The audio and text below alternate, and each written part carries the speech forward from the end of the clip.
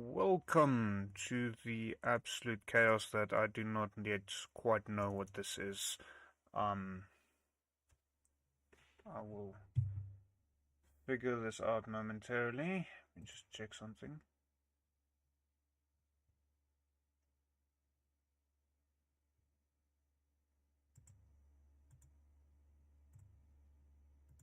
If that's going to work. The audio seems very, very soft.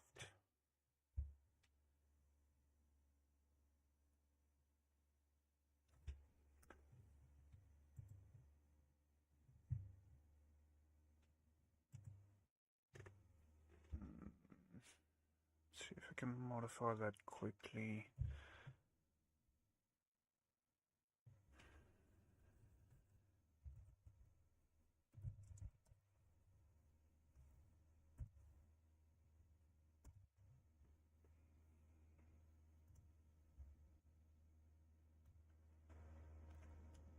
Testing 1 2 1 2.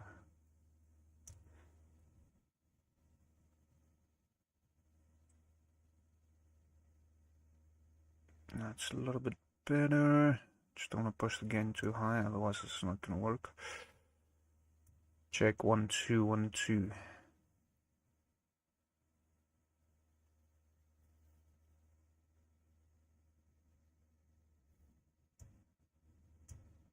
Testing.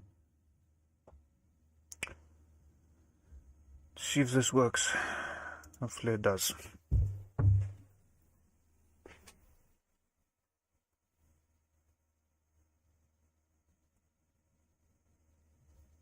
Oh, worry about all of that later. Hide the chaos screens. That can go. This is where I want to be.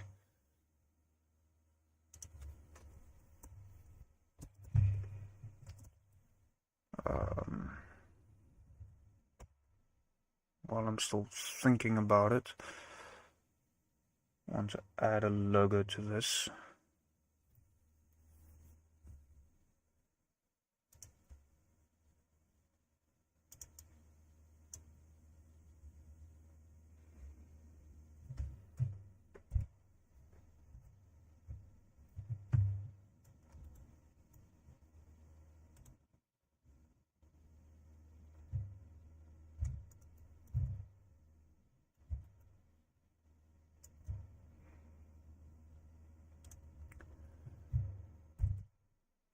Just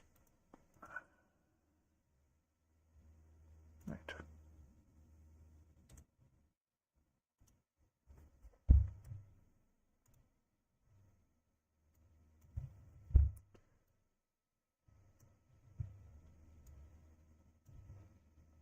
Probably should have had this done before I started, but oops, such is life.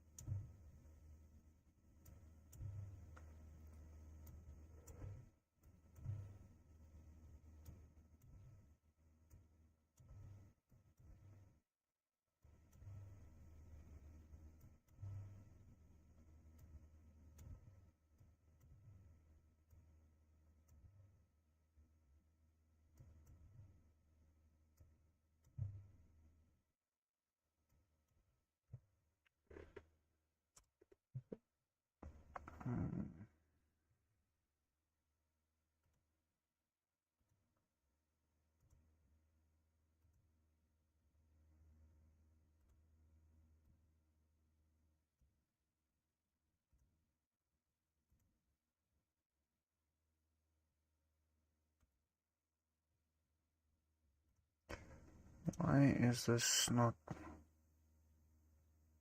working the way I planned it to? That's why.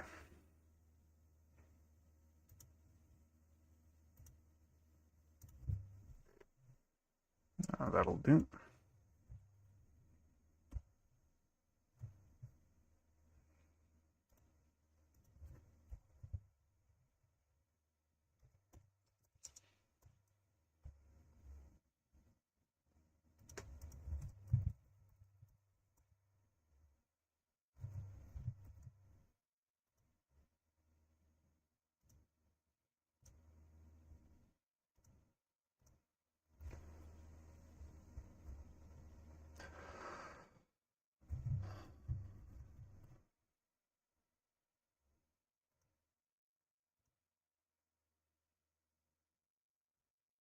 There we go.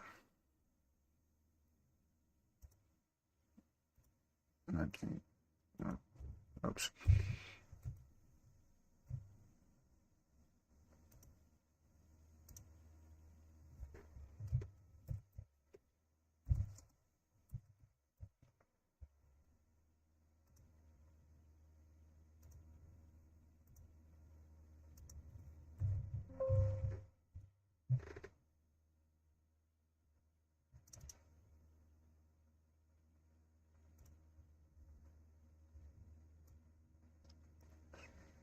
That in the corner, something like that.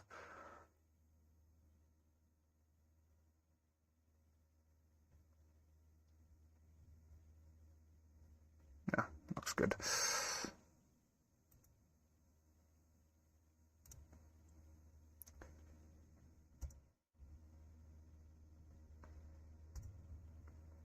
That, and then we can move on to that. So,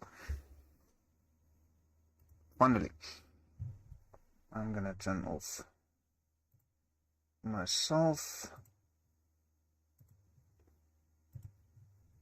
turn on some music, because I don't work without it. That might just be who I am.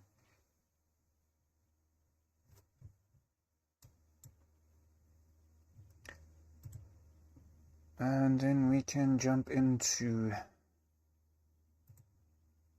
well, I'm not quite sure what yet. The thinking for today, well, in terms of the title, was The Birth of a God. I have a concept for a god that I started, when was it? About 2 or 3 weeks ago. Wrote down the concept, and that is pretty much as far as I got. So currently, there is Ares, which is the firstborn of the gods. Chieftain, it was his idea to create the Ækleosphere, or to construct the Ækleosphere and to have creatures that will be able to worship them. He is married to Melina, which is the sculptor of all things. She sculpted all the living creatures on, all of the planes of existence that is found on the Ækleosphere. Following that, we have Alina, which I am thinking of changing either her or Melina's name because they're very close to one another. So Alina is possible. Well, I'm not quite sure which one I'm going to change yet. Alina is the wife of Kotar, goddess of water. So she also tempered the creations or forgings that her husband Kotar did. So he forged the entire mechanism of the Ækleosphere and built it, as well as some of the first creatures, although that is, I'll go into detail that probably in a future episode. Then there is Kubris, which is probably the most detailed of the gods yet. Ironic that it is the god of the dead. The thinking behind him is more to have a sympathetic god rather than a evil wanting to take over the world type of god, as what a lot of contemporary media shows. So Kubris is more akin to Hades from the original Greek mythology, or Anubis from the original Egyptian mythology. So not out to take over the world, not evil, not malicious. He is just ruling over the dead and welcomes them with open arms. I've also described somewhat what he does look like. So, and then he is married to Rilta, which, why is this not working now? Wrong one. There we go. Which is not quite as detailed as Kubra's, but also quite detailed. So she is essentially the goddess of fertility, and the mother of life, also known as the mother goddess. So, yeah, gods tend to be kind of the gods, the married gods tend to be the opposites of one another. And then Rilta and Kubris have a daughter called Katia, which is one of the lesser deities. So, yeah, Katia, goddess of beer and brewing, which is very important in a fantasy setting, and considering that we promote beer and brewing on a regular basis with our live stream, it's probably necessary. So, and then the last two gods currently defined but not necessarily massively detailed is Phaethon and Phidea. Phaethon, the husband, god of the sun, so his chariot races through the sky around the Ækleosphere, chasing his wife, goddess of the moon, and then they get together. Phidea allows Phaethon to catch up with her, and they spend some time together about once a month in the sky over the Ækleosphere. So currently those are the, I think, 8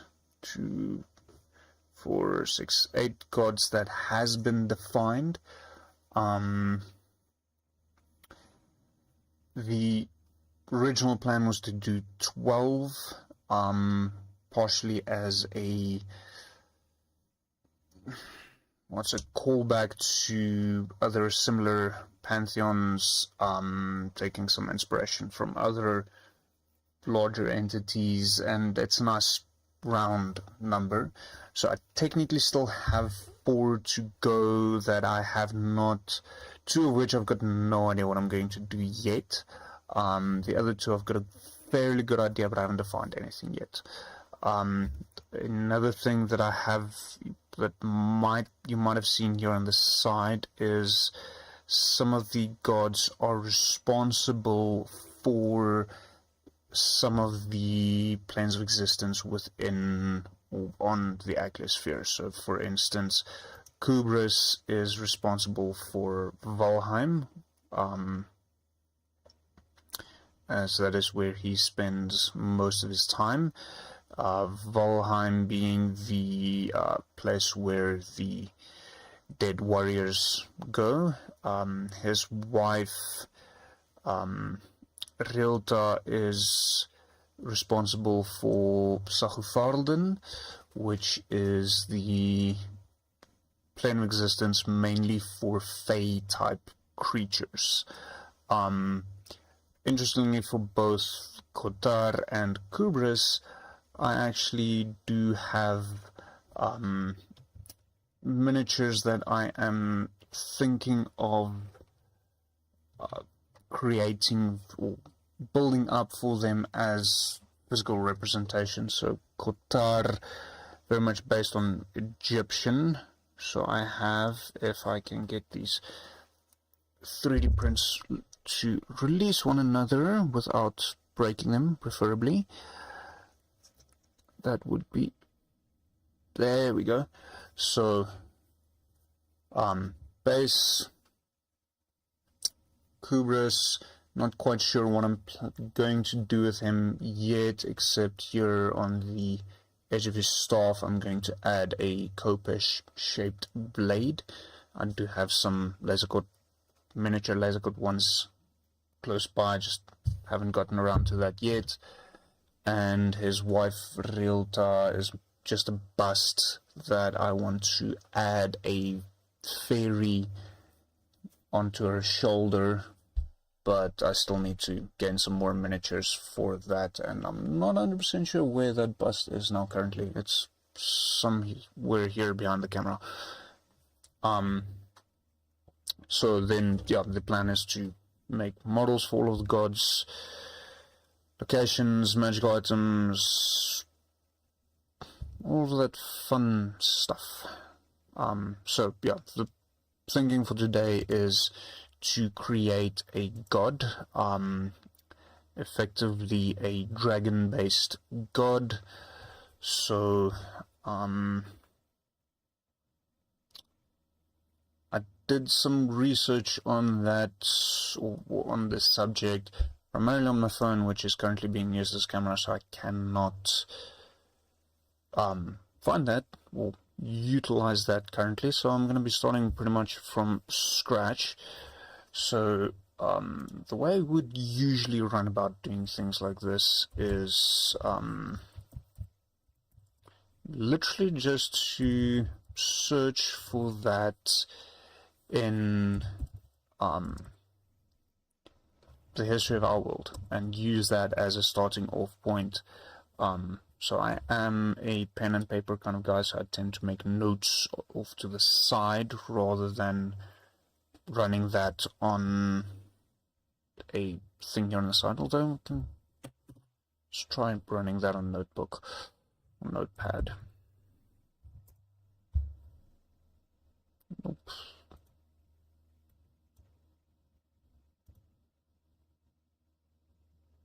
See if this is gonna work. Starting building this out. Far East, not really what I had in mind. Dragons and mythology and folklore, once again, not. And very, very much dragons, not Dagon. As much as I appreciate Lovecraft and his mythology, not really planning on incorporating too much of what he did. It's more a mixture of, well, everything: pop culture, fantasy, and history. So Tiamat, which ironically enough is the mother goddess in original D&D lore, should be interesting.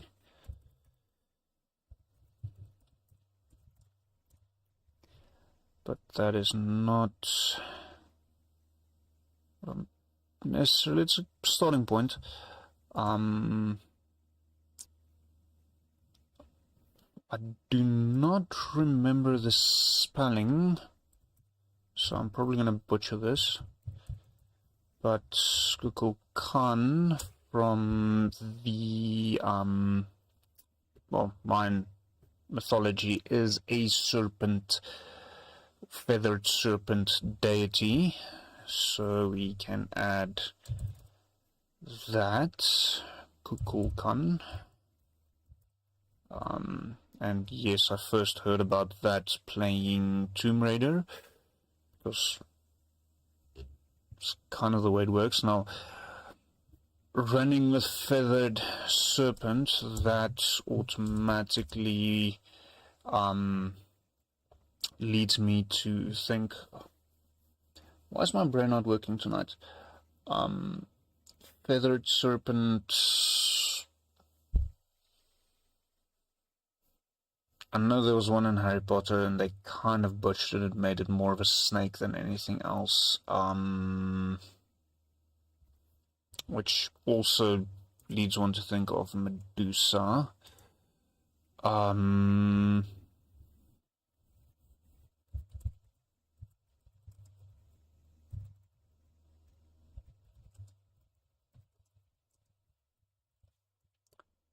Store. Well done. Not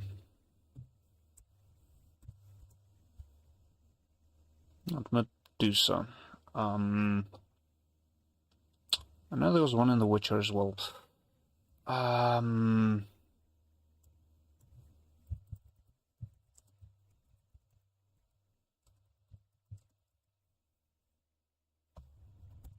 That's the one. Basilisk. That's also an option to look at. Feathered Serpent. So, Basilisk.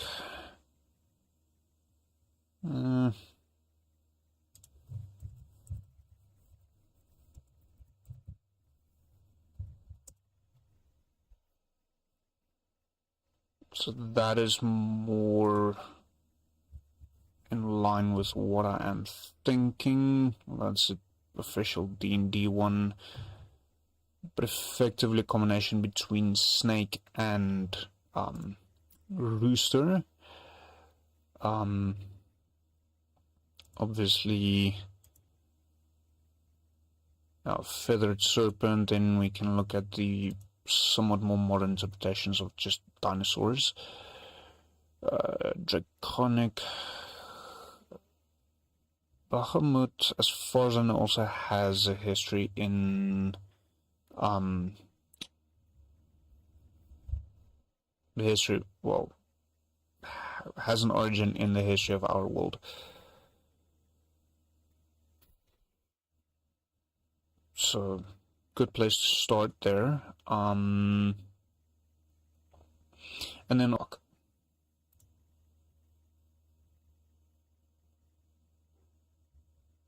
Slight glitch. Disconnected. Don't ask me why. Attempting to reconnect.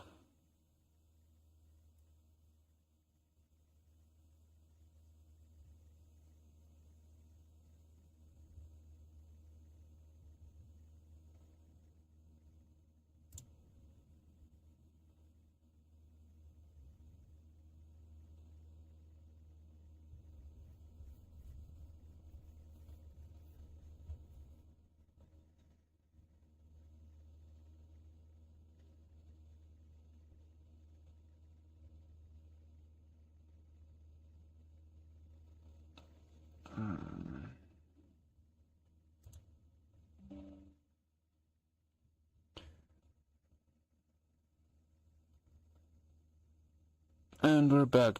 No idea what else, what happened there. Seems to be a dip in the internet. Yay, what fun. Mildly infuriating. Sorry about that. See how that affects the actual live stream when I'm done.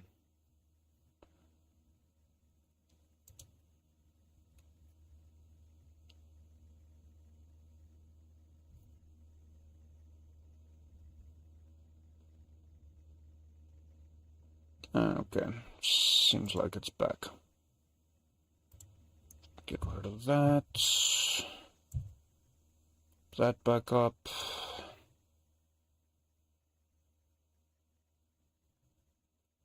Still not quite sure. Okay, anyway, so dragon-based god, thinking, historically speaking, Tiamat from Mesopotamia, Kukulkan, the feathered serpent from Mayan mythology, so something along the lines of a basilisk. There's also a good starting off point, and then, yeah, that's currently where we are. Obviously the far east also is fairly well known for their dragons. Personally, never a big fan of their dragons, which is effectively just a dolled up serpent. Not my style. I like my dragons having wings. There's nothing wrong with them, it's just I'm not the world's biggest fan. It's actually quite a nice image. And then looking at something like that, then the world serpent Jormungandr from Norse mythology also comes to mind.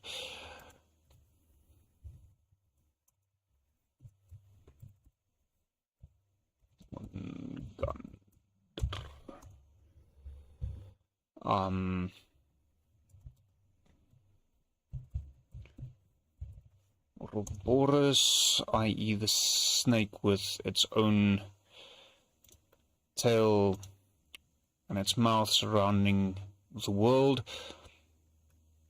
Interesting concept when thinking of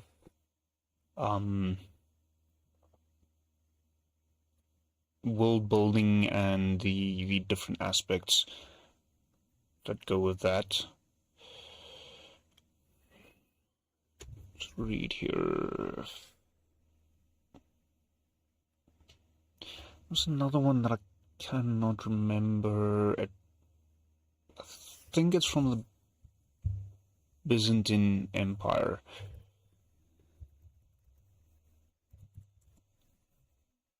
Let's see. Byzantine dragon.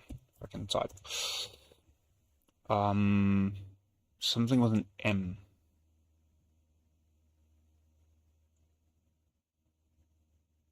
If I remember correctly, from researching this 3-4 weeks ago. Not a dragon slaying.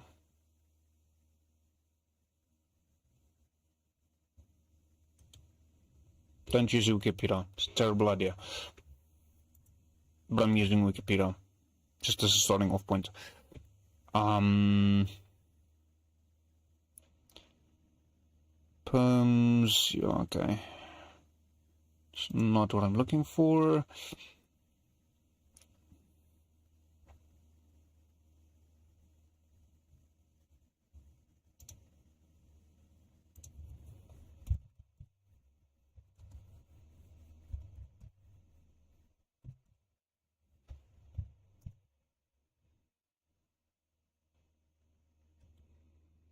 Leviathan, Baphomet, Hydra, Zeus. I've actually forgot about that one. King of wind demons in Mesopotamian mythology. Mesopotamia is a very, very fun starting off point for fantasy-related creatures. They obviously look significantly different than what we imagine them as today. But they do have a lot of creatures that actually was relived in contemporary pop culture and fantasy. Gilgamesh, I also remember. That is definitely an option.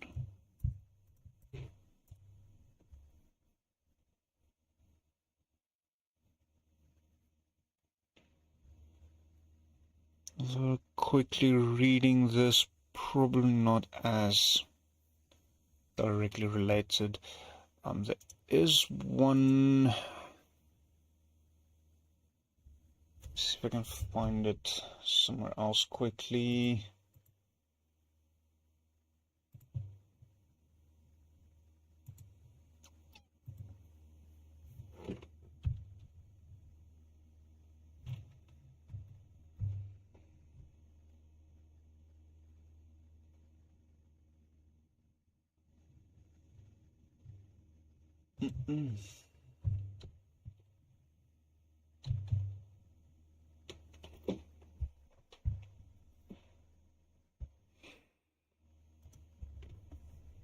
I did come across a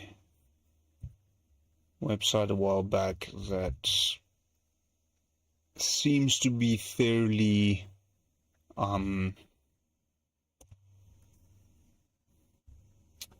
complete and descriptive in terms of the different creatures that, or gods and creatures that they describe. If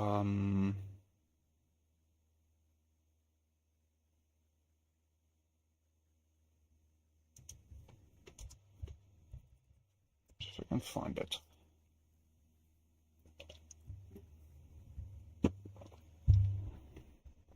My gut feeling tells me well, I did bookmark it, but I can't remember on which profile.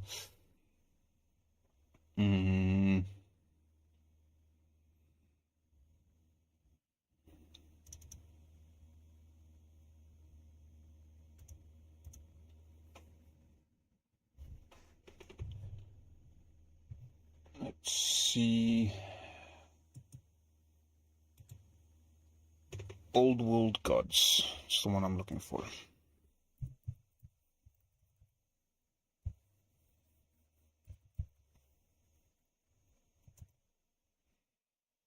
Ha. Perfect. So they have... Continue exploring. No. Not now. Thank you.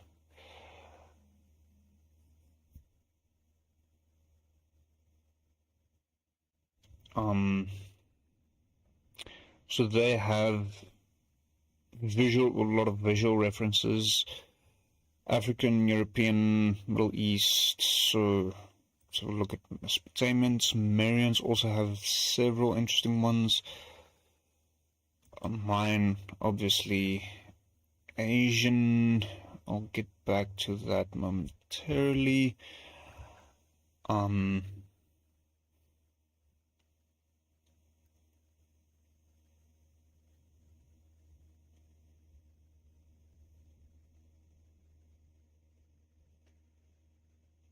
So ancient Mesopotamian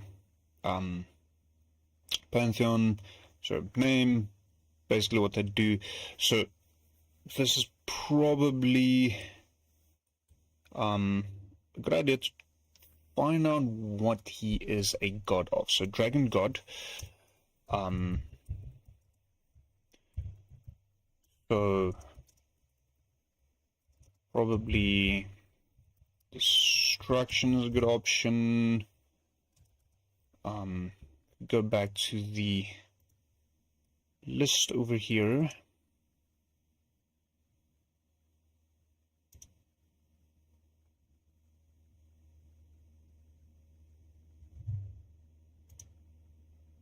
That's the one I'm looking for.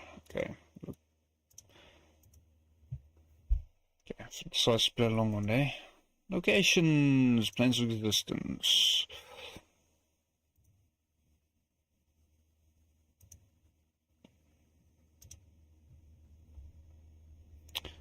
City of Glass, not so relevant.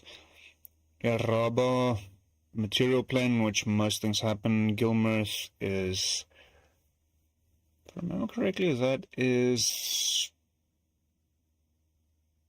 the plane of, elemental plane of Earth. Dodelig, somewhat irrelevant. Rubrum, elemental plane of fire. Runehelm. Runehelm actually does not have someone responsible for them currently.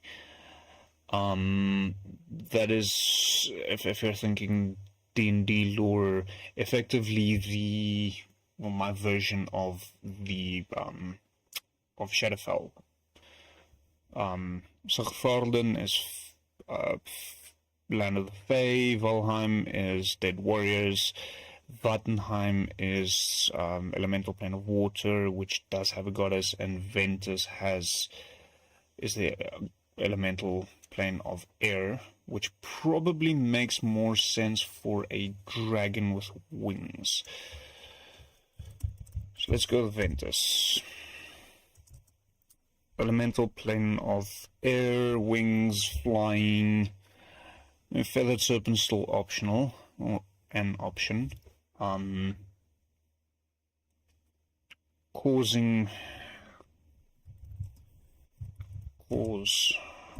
of winds.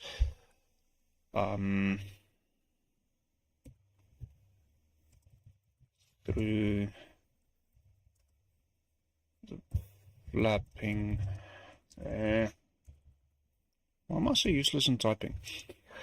Of his wings.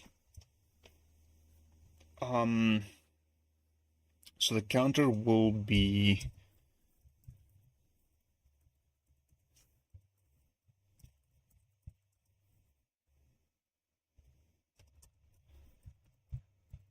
Gilmirth. So whoever this god is married to will be goddess of the earth. Not necessarily mother goddess though. Mother Earth.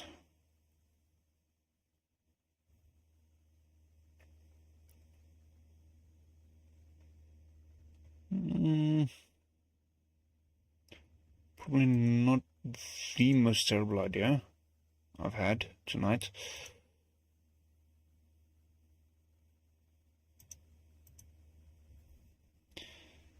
Because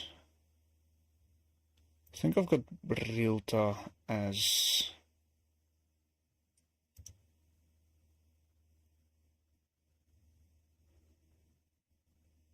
beauty and fertility. Farmers want a good yield.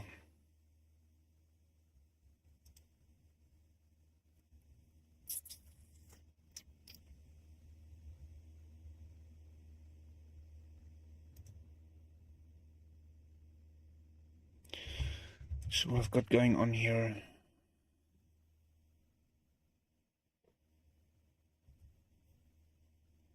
Timeline. This will definitely help me.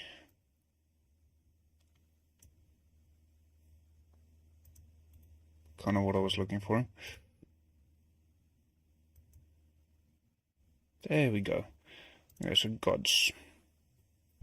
Yay! I've got something to work with. Goddess of beauty and fertility. She's most worshipped during the harvest seasons.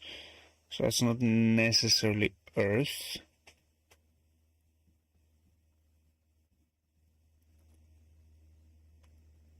And she is already responsible for Sachufarlden.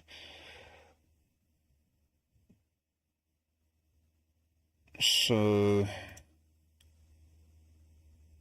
Ventus and Gilmirth, I think that's a good combination. So a flying dragon.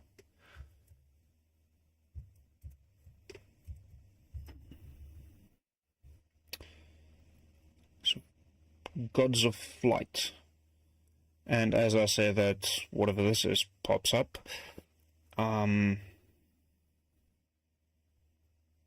She's a little bit too bug-like for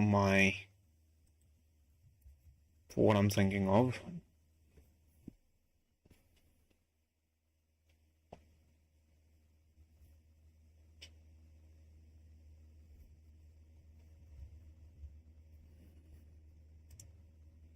Let's just see what happens.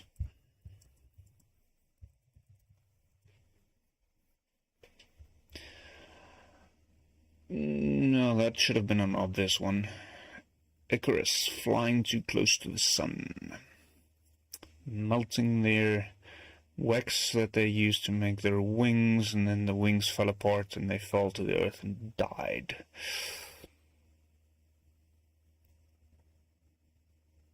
Now I want to listen to Iron Maiden.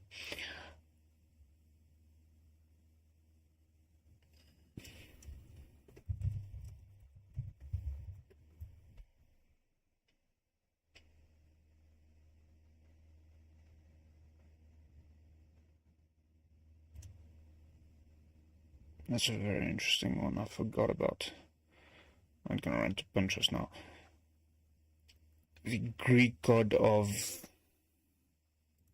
the sky. Greek myth, no.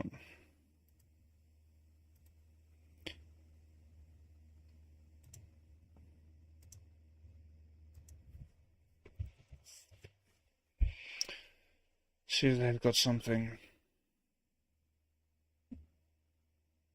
Not really.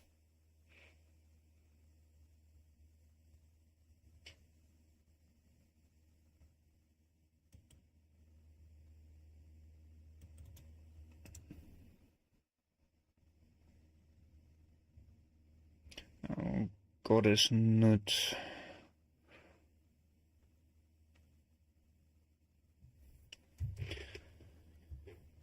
Itzimana. Sky and medicine. Interesting. Having a dragon signify healing. I can work with that.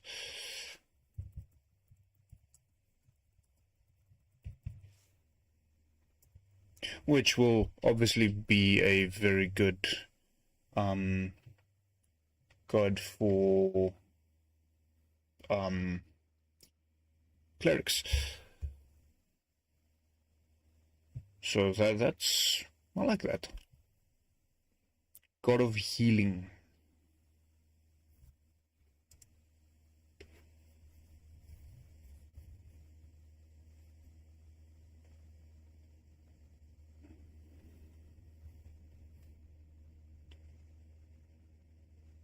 And looking at this, there's still an element of dragon serpent in it.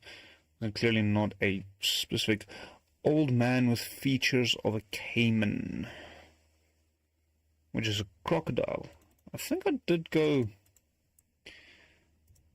the crocodile route to an extent previous time I did research it, which naturally also led me to the Egyptian Nile god.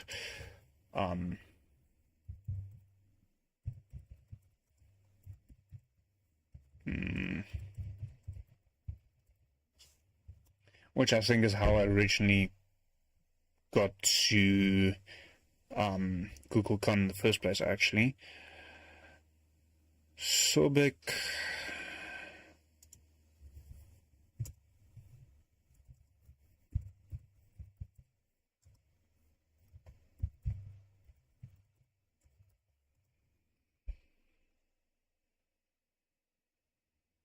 Interesting concept. Humanoid.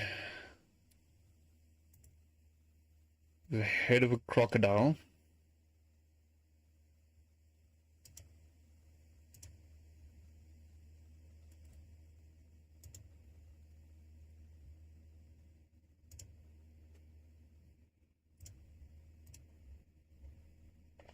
Let's just get rid of that.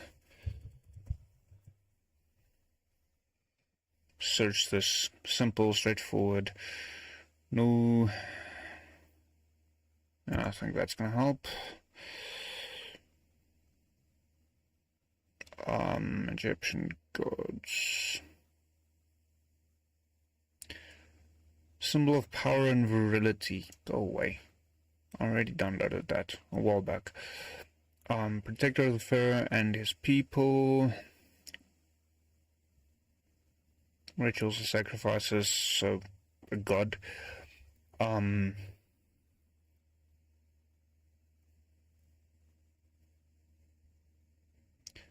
of a crocodile is associated with the Nile River, military power and fertility. Forces of chaos, which does lend itself once again to wind and air. Let's check something.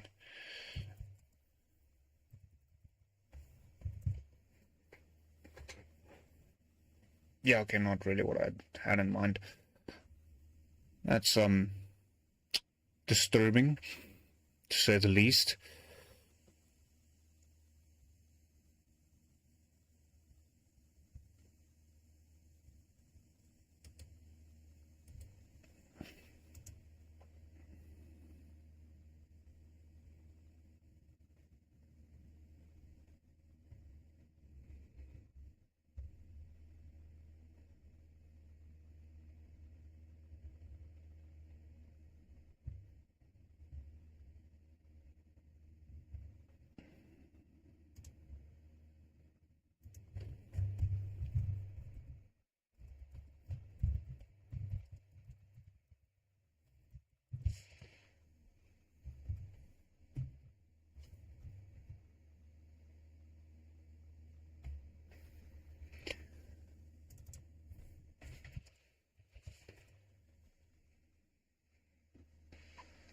Mythology, yes, let's go with that.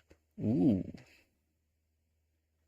Namibian flying snake, gargantuan serpents, possibly derived from African legends of dragons. Does Africa have dragons? As a South African, I probably should know this. Let's find out. We do.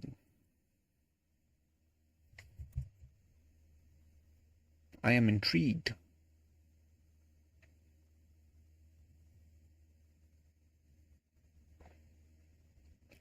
Egyptian does make sense. Apep or Apophis. I think I also reached him at some point, but God of Chaos, if I remember correctly. West African Vodun. Rainbow Serpents, which once again leads me back to Google Khan. Feathered Serpents. Ancient serpent-like dragon who is living embodiment of chaos and the great nemesis of the Egyptian gods. Concept of Ma'at order.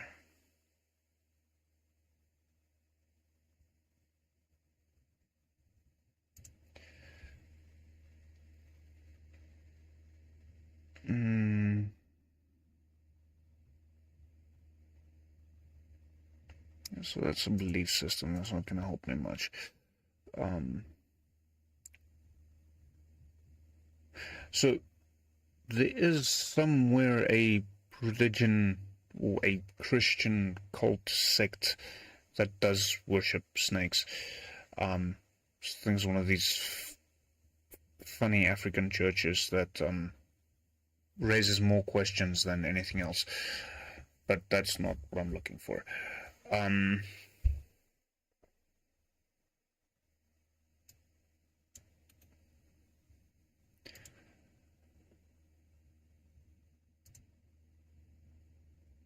So I'm thinking, well, that's just Ouroboros, or a alternate version, snake eating his own tail. So, feathered serpent, possibly a crocodile head. That's interesting. That has the ability to fly. Not really new dragon creation, but definitely interesting.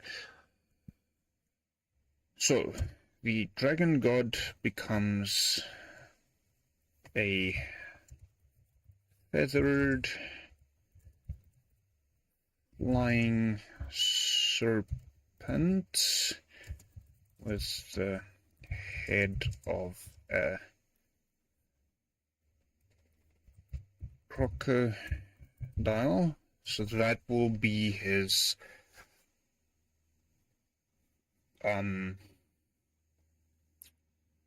godlike physique. That's the way what he looks like as a god. And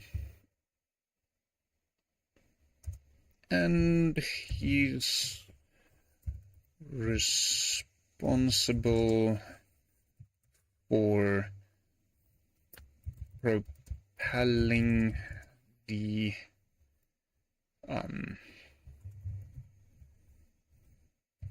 Ækleosphere forward through the void, which ironically does make a lot of sense.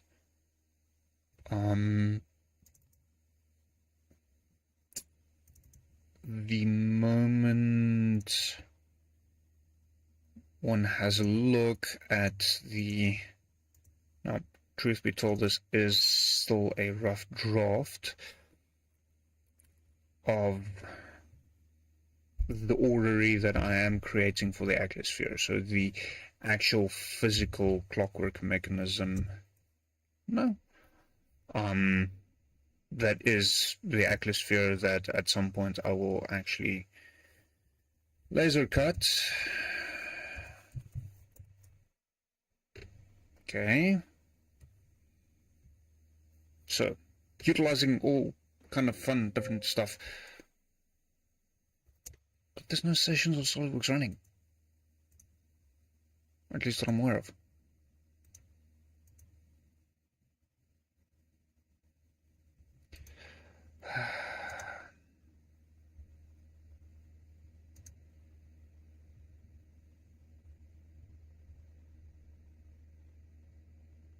Not that. The struggles of... something happened. That can go away, that can go away. That can go away. So. And now. Maybe not.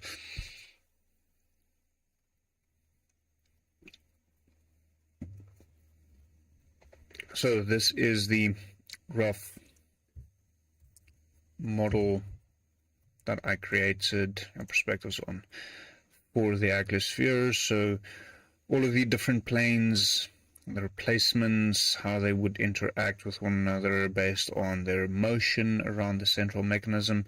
So yes, I'm designing this thing to actually work and make sense. So the only sphere, well, technically there's two spheres, but the only actual proper sphere on the Ækleosphere is Iraba, the material plane. Then you have the 4 elemental planes surrounding it.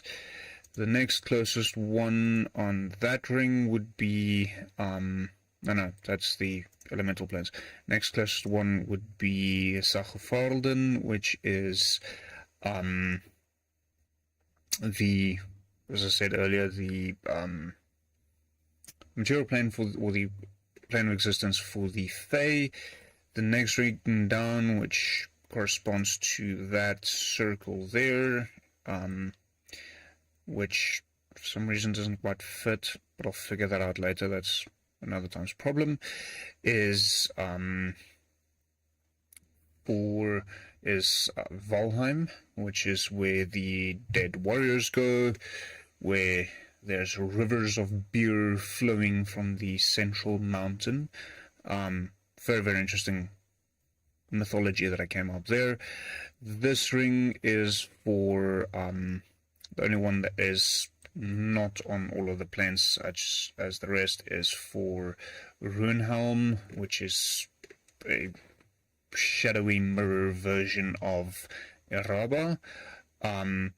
This is not technically a plane of existence, it's more kind of a center of operations known as the City of Glass. I'm still sketching out that image. Beautiful image. So it's more just a central of operations where there are several automata, mechanical creatures who is responsible for maintaining and defending the mechanism. And then right at the front of this somewhat ship-looking constellation is not Sagofarden. What's its name again? I just had it. Locations. Planes of existence. Or Dodelig. So, Dodelig, which is the realm of the gods, which is sitting at the head of the entire thing, leading it through the void. So if we're making, or me technically, if I'm making this creature to, as the god that effectively is the wind, the sails, propels the Ækleosphere through the void, that could work very well. So, a feathered flying serpent with the head of a crocodile, because it's awesome. Ironically enough, I don't like crocodiles in the slightest. And he is responsible for propelling the Ækleosphere forward through the void, and the plane of existence that is related to him is Ventus, elemental plane of wind. Kind of makes sense.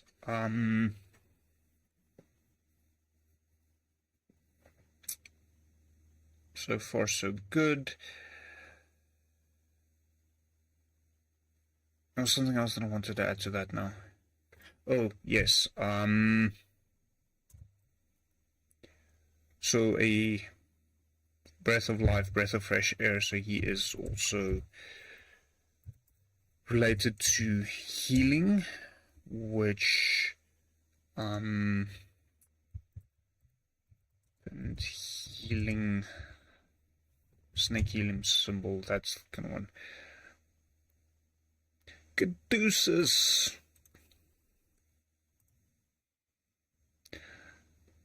Oh, that is lovely. That is absolutely lovely. Wings, serpents, healing. It's almost as if I'm just copying history. I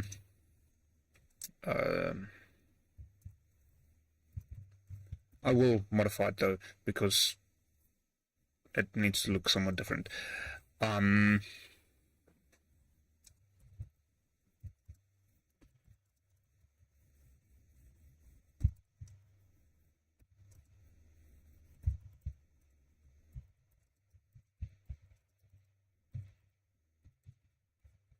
And then one can also potentially say that I'm taking a little bit of inspiration from Critical Role, although that is mostly accidental, not completely not intentional. I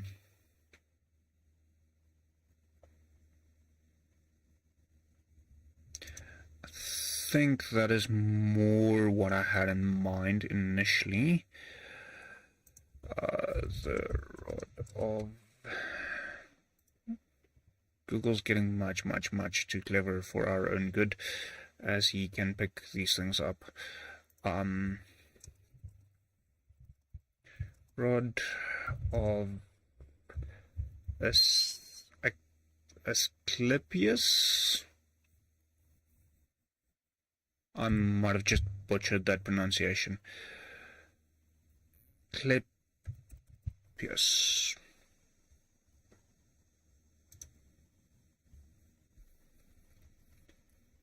Once again, Greek.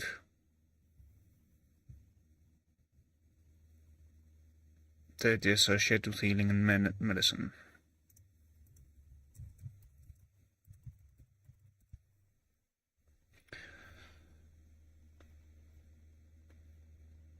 I like this.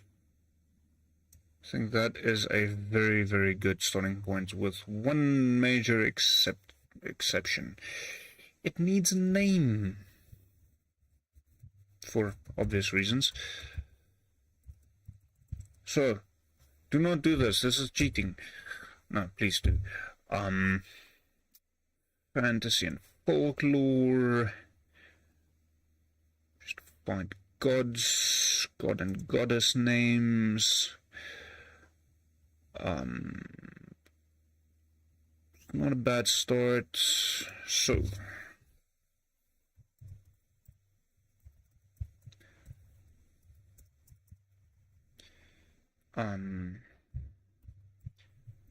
Uxtus.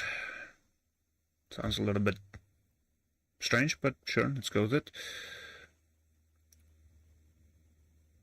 So my being born in Africa wants to make that something like that. Be fun. Good luck.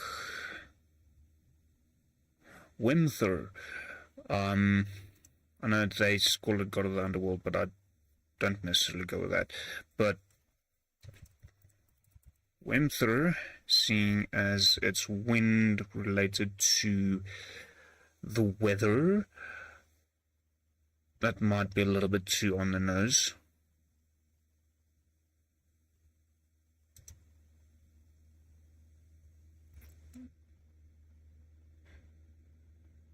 Imgur.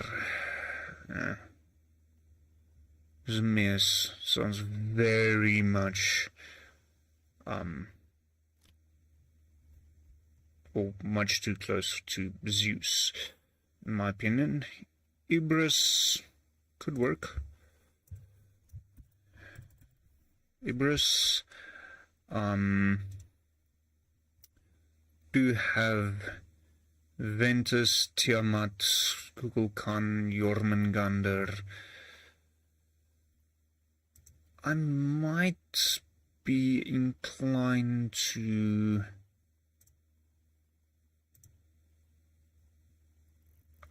wrong one. Go with something a little bit more Norse for a change.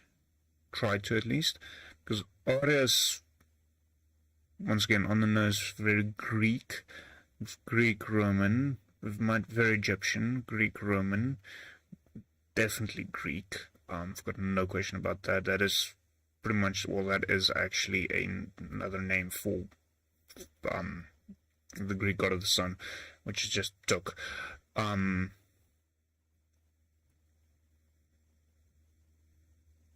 Realtor, it's a bit more Norse. Let's play around.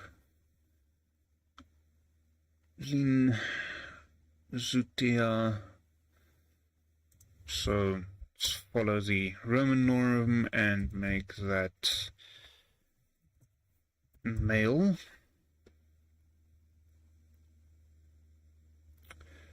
Bugin. Doesn't sound good. Sound nice. Eaton. God of the Sky. That kind of does.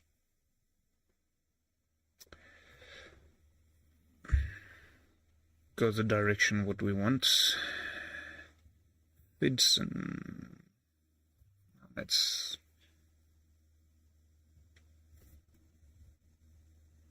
Oops. This. I'll perform. No.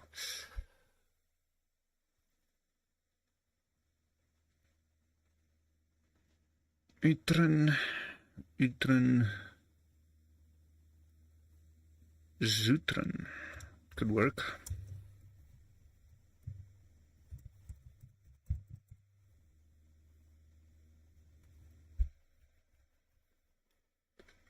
Not Norse, remotely, but it sounds cool.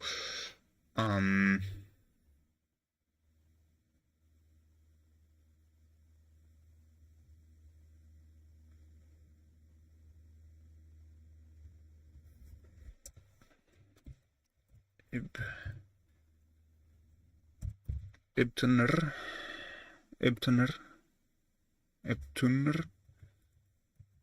Sounds a lot better. Ibtuner.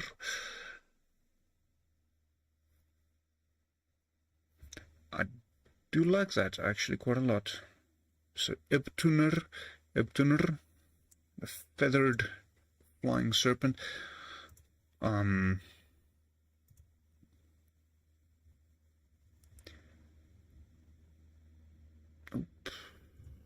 Let us go there.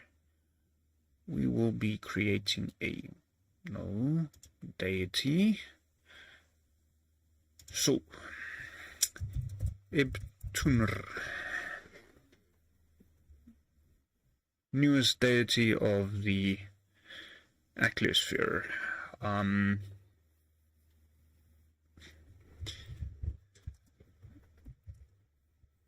God of wind, weather, and healing. Although those three don't necessarily go together. It's my world. I'm making them go together.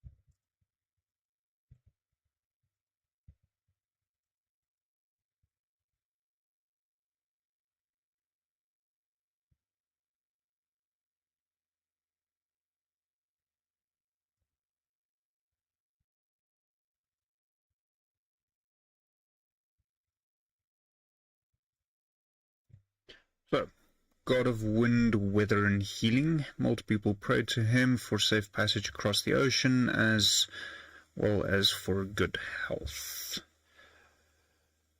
Sections.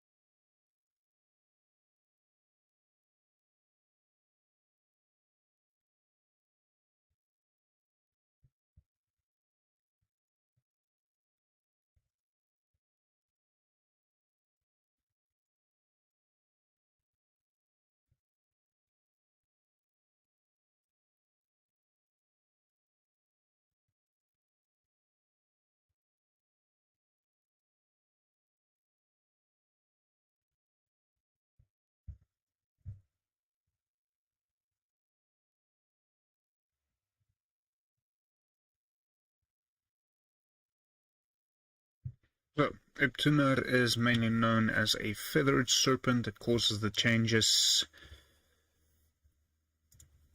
in the weather and for giving people good health. It is also believed that he is the one that propels the Ækleosphere through the void to prevent it from colliding with an elder god. Bit of lore context there might be relevant, but go watch the history of the Ækleosphere video. It is all there. I'm not gonna do that entire 15-minute video again right now. Many people believe that if you get ill during storm, then you have angered Iptunar, and he is exercising his wrath over you. Offering up a snake and a bird at one of his shrines is believed to satiate Iptunar and restore your good health.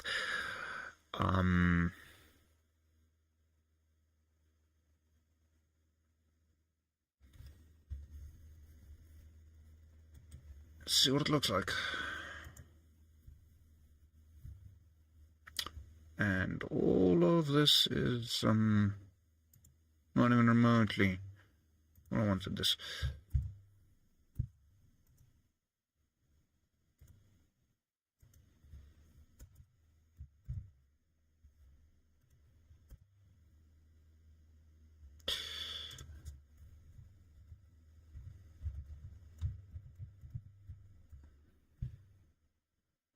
I think I remember now where everything should be.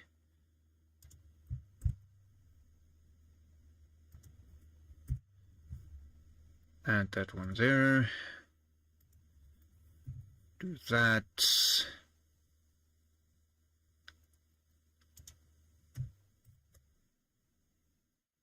That looks better.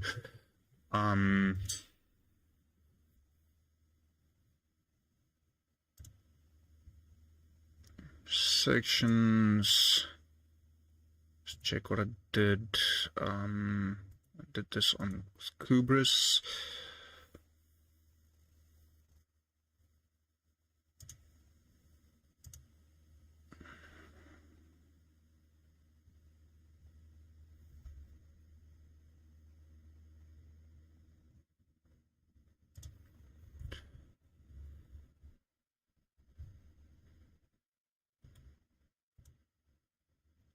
It might be easier to do it this way around.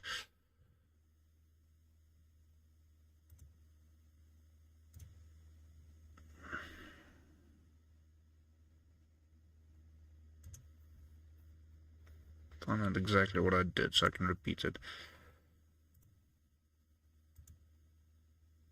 Okay. Anyone got it? Or at least I think so.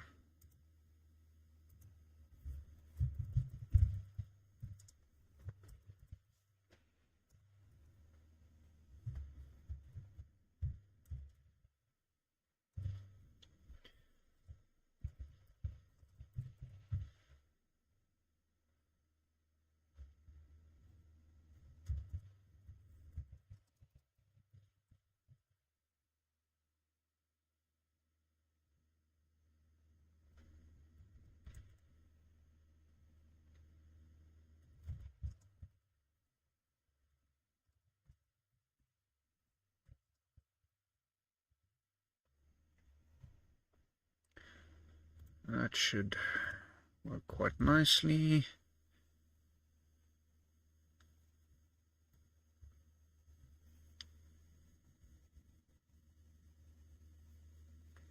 Although I am going to remove Windlord, as that might be taken up in the wrong way, as Breaking Wind as something not entirely intended for this god.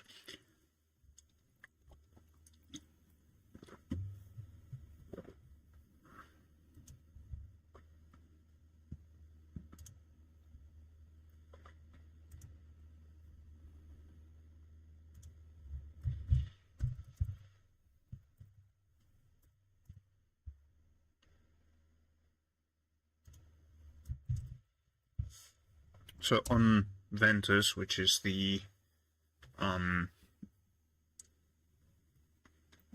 he is responsible for, there he will have his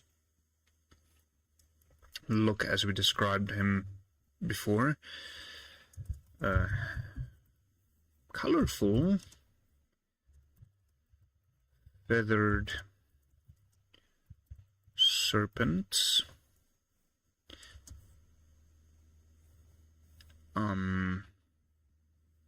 With the head of a crocodile. He flies through the air. Not that there's much else going on in Ventus other than air. There's no actual earth, no substrate. It's just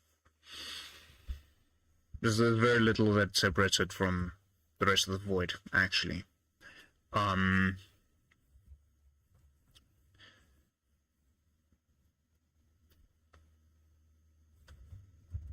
With wings, wing-like features from his comprised of his feathers.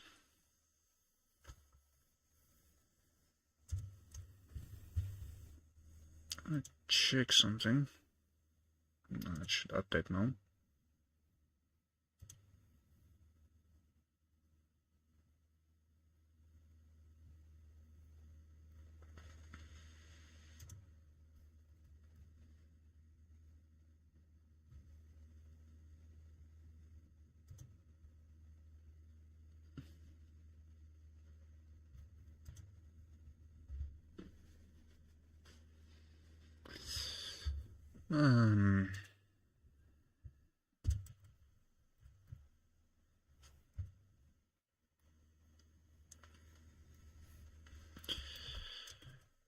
When on Raba, the material plane,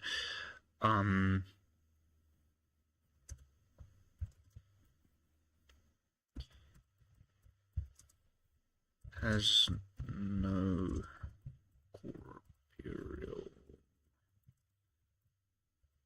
form and takes the place of the wind.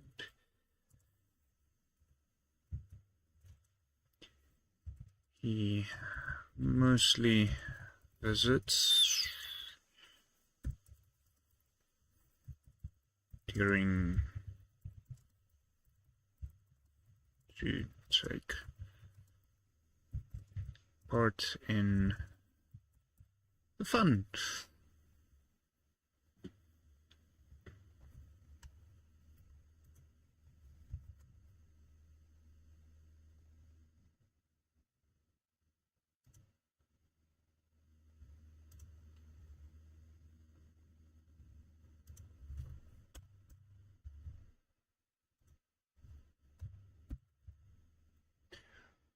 Just need to remember the correct alt code.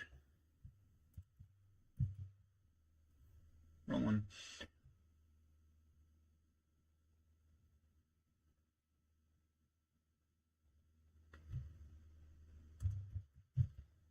Correct one. Or dodelig.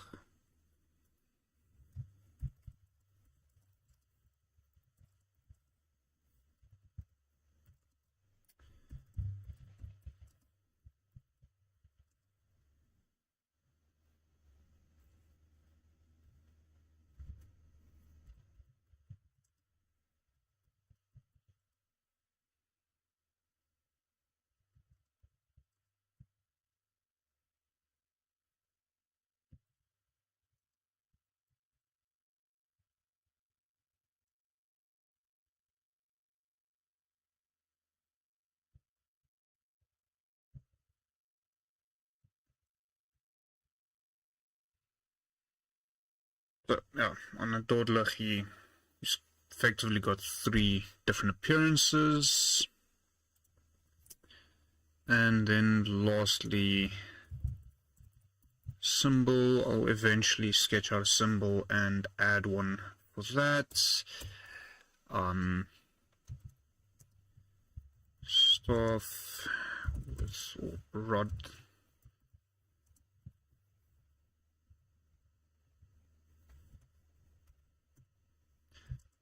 Winged serpent wrapped around it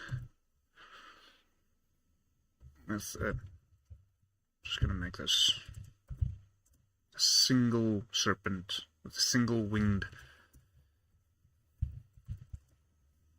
serpent wrapped around it.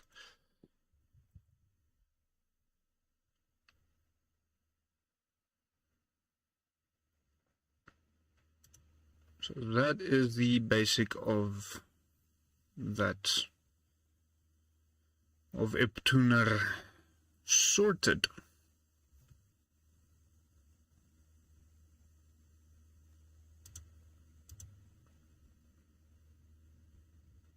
Now we need to create him a wife, because why wouldn't we?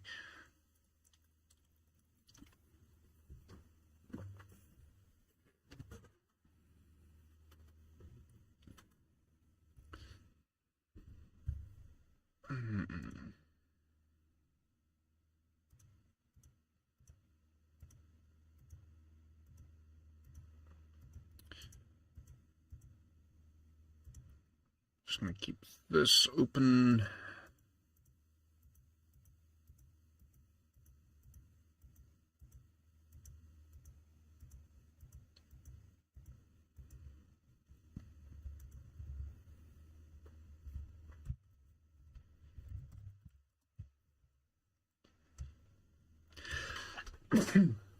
Sorry.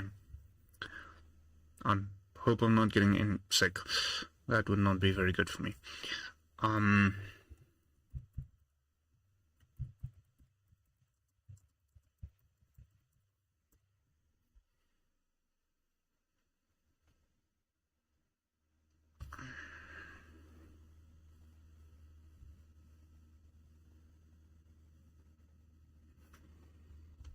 Okay.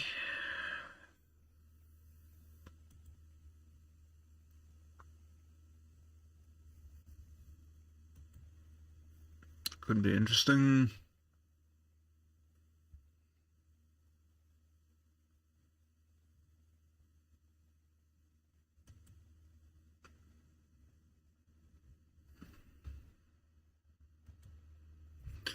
Let's see what people say. For the opposite of a dragon, to get a good idea of a can be used, or just a starting off point, seeing as the entire thinking is that a god and his goddess is the counter of one another.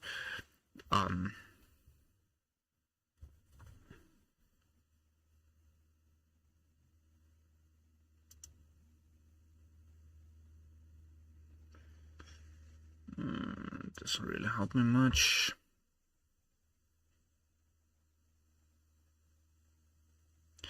Winged magic demonic. Yelbegin. Multi-headed dragon or serpent-like creature.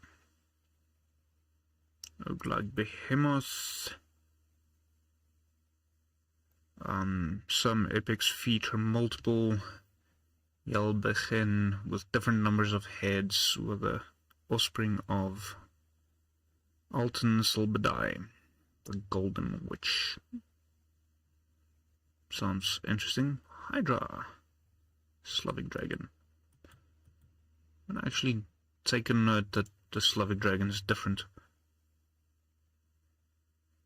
Slavic dragon seems to me much closer to the dragons that I saw in books when I was younger. But I could be mistaken. The tiger and the dragon, according to Japanese mythology. Could be an interesting concept. Tiger, earth, works. Synonyms. Nope.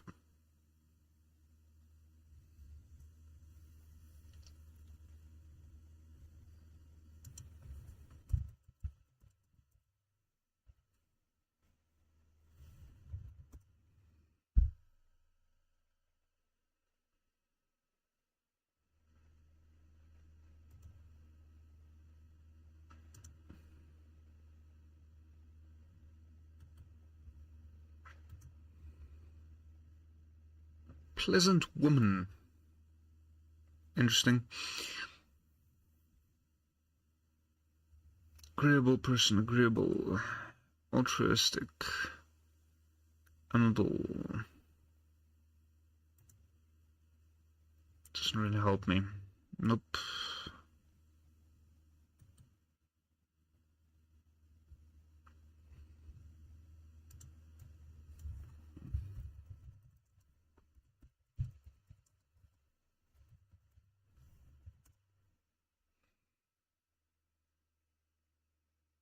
Pegasus.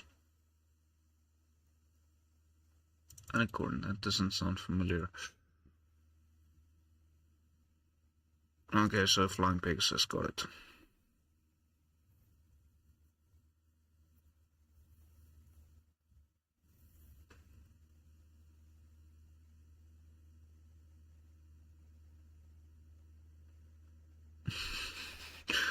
Polar opposite, the Tooth Fairy. Not a bad idea, but I've got a goddess responsible for the Feywild.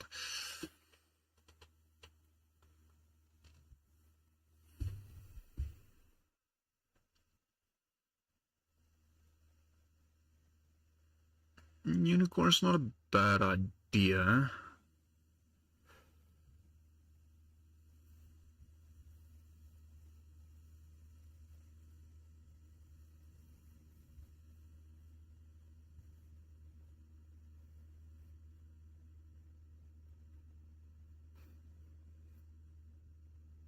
A hamster. I like that.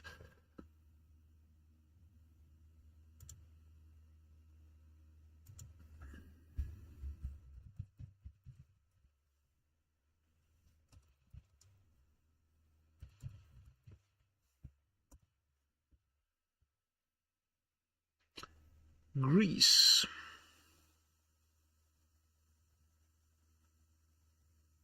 Isn't that narwhal that is considered to be the unicorn of the sea?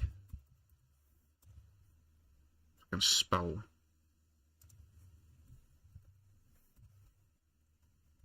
Yeah. The unicorn of the sea, a single tooth grows out very long and points out to the front.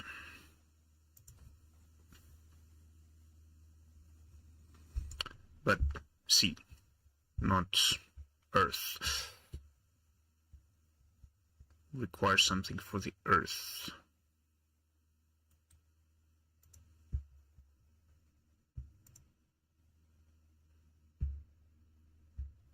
I do not want to meet one of those in the sea. That might be terrible. Although I do find it very strange that only one of the two teeth grows that way and not both, as it's clearly on one side only.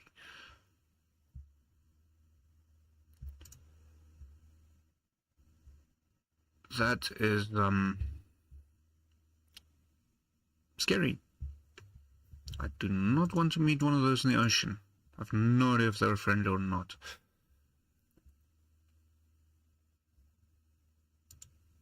So, apparently I'm looking for a unicorn. Funny. Let's see what they have to say about the unicorn.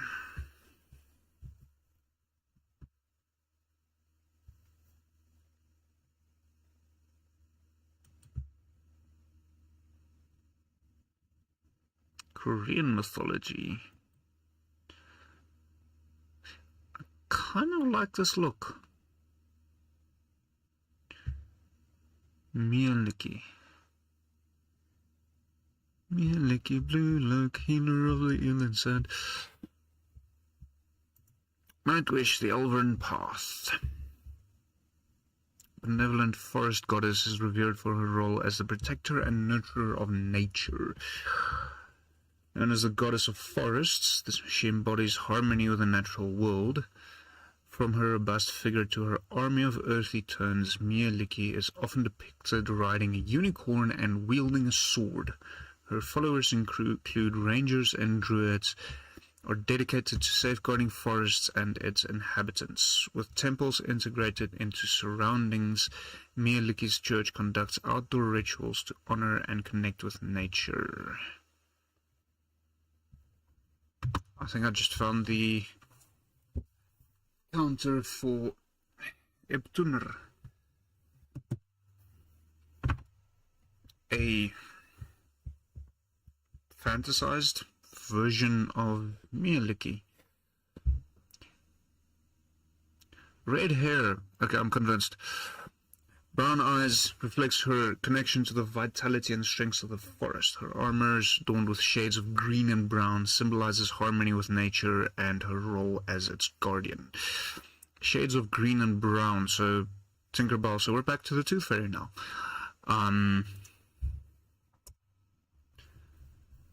So, unicorn, Greek, Mieliki.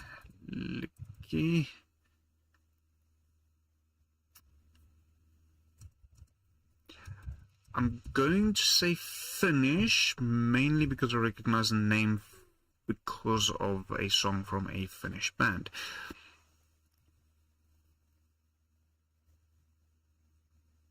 And their significance in Finnish mythology and folklore. Correct.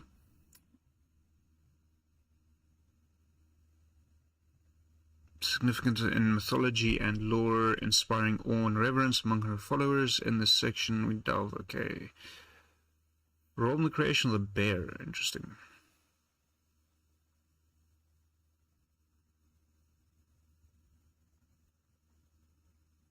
I almost want to use her as is.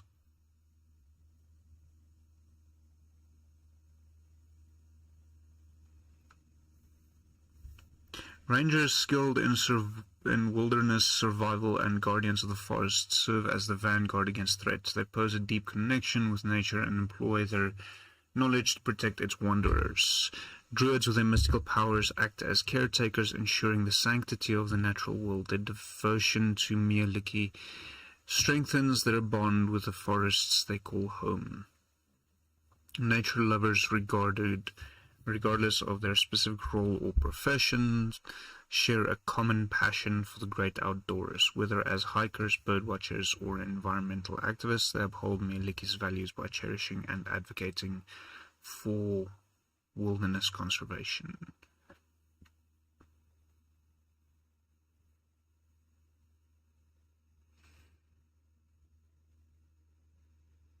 So this is, I think Finnish is technically part of, okay, it's separate, so it's not part of the Slavic.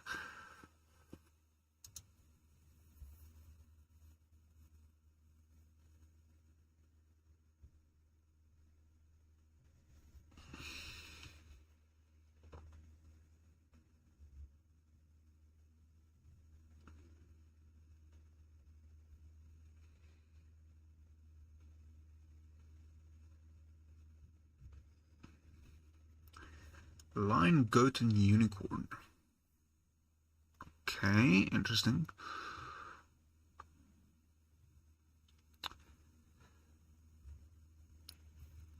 With its muscular body, sharp scales, and bell necklace, this creature combines elements of lion, goat, and unicorn, captivating imaginations of those who encounter it. Serves as a moral mediator in Korean culture, distinguished between right and wrong.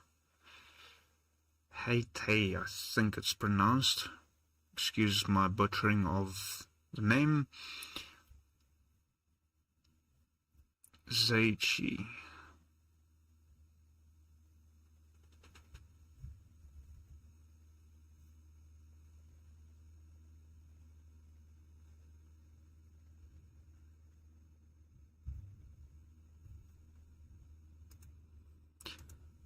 Add this for interest's sake. And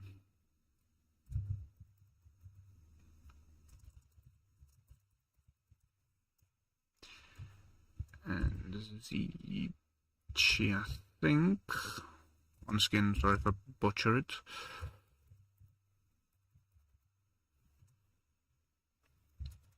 I think, no, this one.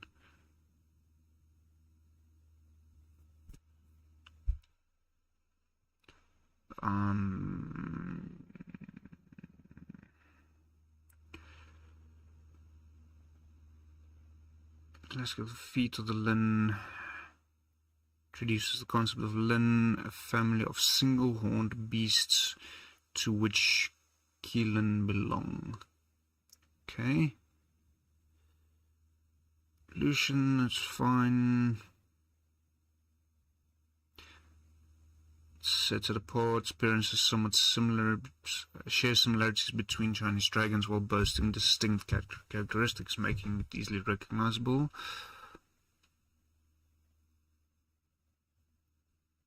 I do not notice, unless that is a horn, that small little button on its forehead. One of the defining features of a Keelan is its single horn elegantly protruding from its forehead. This horn symbolizes its divine nature and represents wisdom and enlightenment. Additionally, the Keelan boasts a magnificent mane that flows gracefully upwards, adding to its regal and ethereal appearance. Its hooves are noteworthy as well, as they are split similar to those of a deer, contributing to its mythical and otherworldly presence. Virtues and possessing significant connections to rulers and individuals of importance. It's a little vague. Great symbolism in Chinese mythology, that's fantastic, but that doesn't help me currently. It's closely associated with wise, virtuous rulers throughout Chinese history. It is said to appear in the presence of these distinguished individuals, signifying the greatness and sageliness. The presence of the Keelan in the garden of the Emperor Amarillo and the capital of Emperor Yao is considered a testament to their benevolent reigns. So, Keelan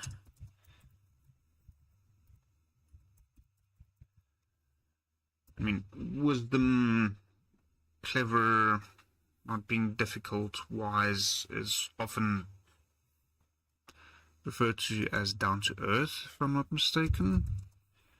Let's see. Down to earth. No illusions or pretensions, practical and realistic. That seems fairly wise to me. Well, that might be because I am practical and realistic. So, obviously I'm going to see it as wise, because then I can call myself wise. Let's see if there's anything else.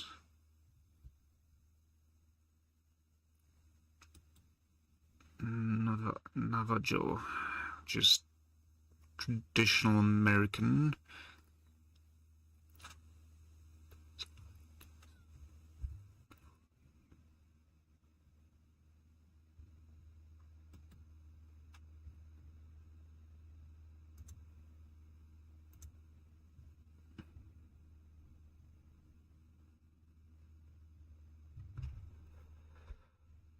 Don't think this is going to help me much. It's very broad of a people group. Pixie, Chinese mythology. Sounds a lot like a pixie. So, once again, back to the Tooth Fairy. Should I be worried? It's a powerful creature believed to protect the souls of the deceased. Practitioners of Feng Shui and the Xian. It resembles a strong and winged lion, known for its insatiable appetite for gold, silver, and jewels. Is much closer to a dragon than I would have liked. Single horn.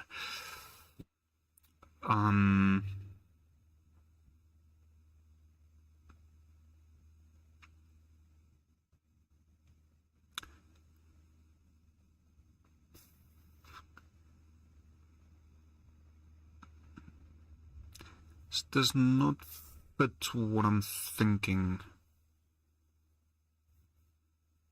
Let's go look this up.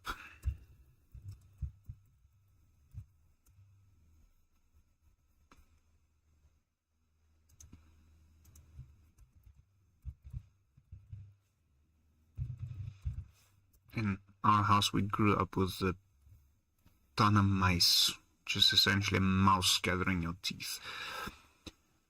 The first Tooth Fairy was said to be a mythical creature in the form of a tiny mouse that would exchange gifts for lost teeth under the pillow of sleeping children. Little Raton Perez served to add values like bravery and compassion to the story.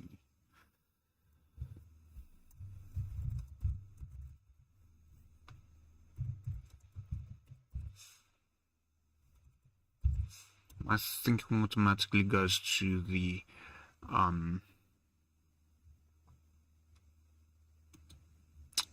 Tooth Fairy creatures from Hellboy.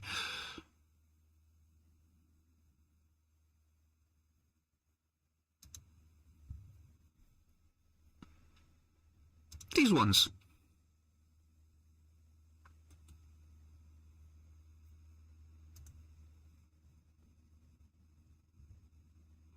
Although they would be more akin to Fae.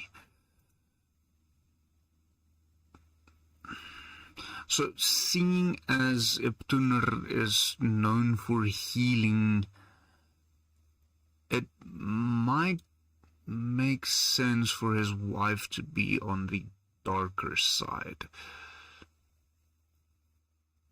Ooh. I like this. But that's my personal preference, not necessarily relevant to what I'm looking at. This is going very dark very quickly. Hey, I love it. Let's see what we've got. 10 myths about the Tooth Fairy.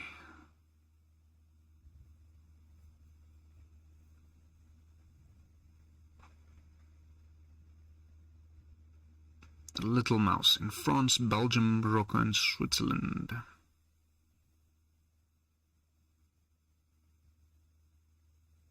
A tooth bird. Interesting.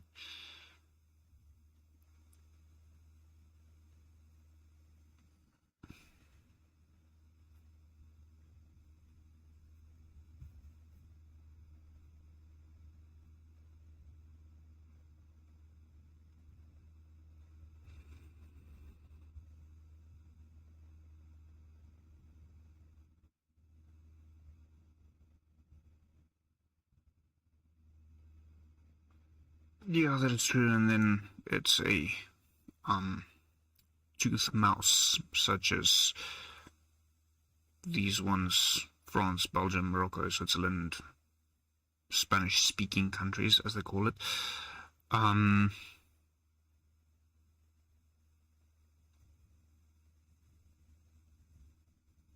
Interesting. I like this idea. Well, this can get very dark very quick. Hey. Here comes the Lovecraft mythology aspect. What book is this? This is, well, artwork is this is lovely. Yes, I know it's dark and sinister, but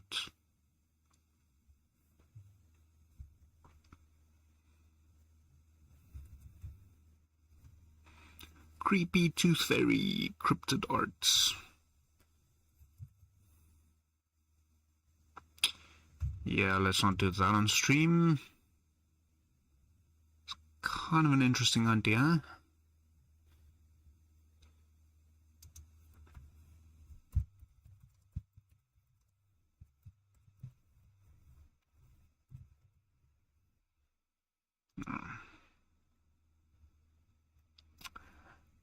Pisca Denton. Small, no taller than the length of a tall man's hand. So about that size.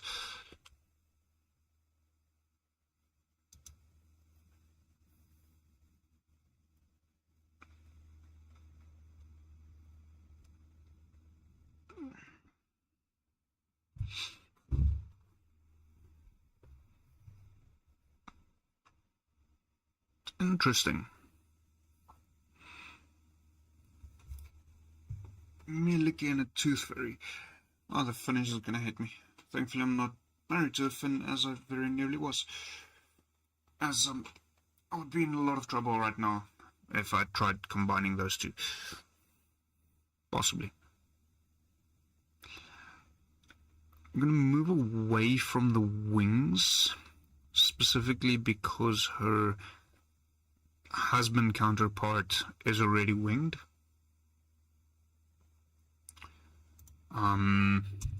So no wings.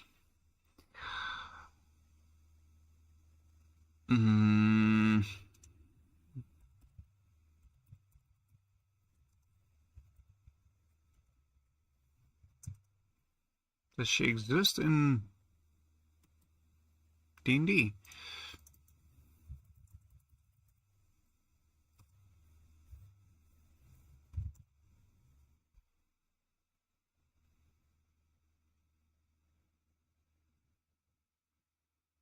the bear lady.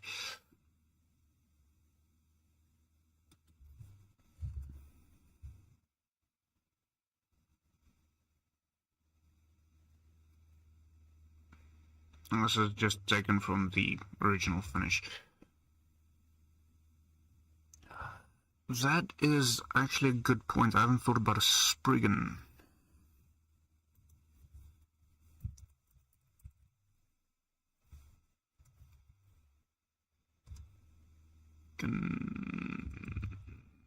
Let's go creature. Cornish folklore. Thought Cornish is mincemeat with vegetables.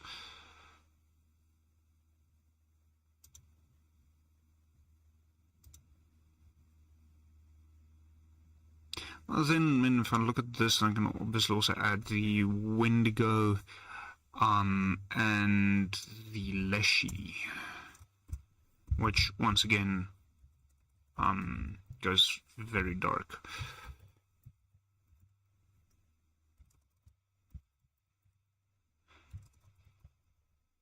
Leshen, depending on which one you prefer. But this does kind of have that feeling or look towards some of the darker tooth fairies that I liked earlier.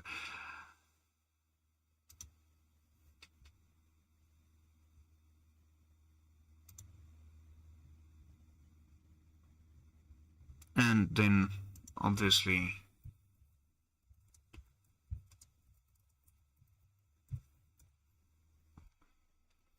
I cannot not do this.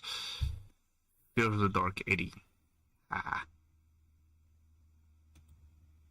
sketched this a while back.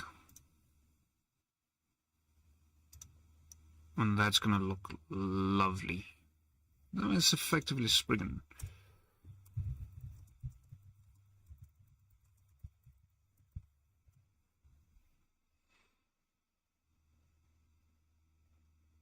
So I'm gonna do something very controversial.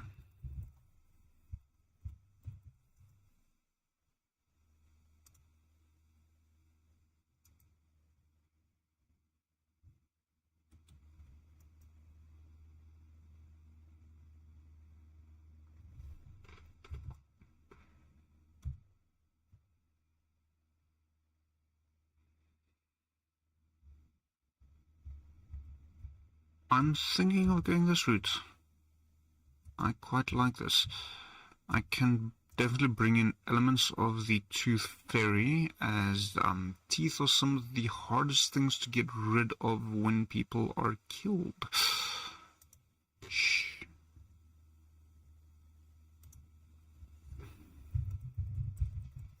See what they have to say. Interesting.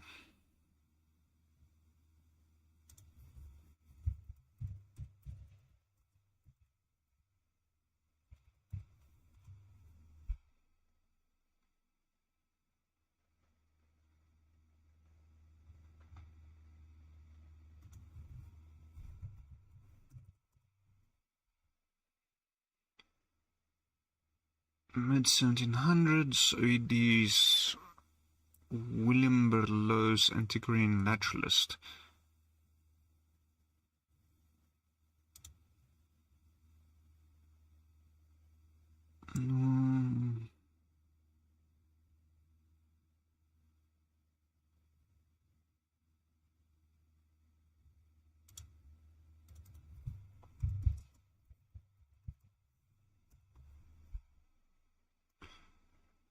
Spring is a subspecies of monsters known as Leshen.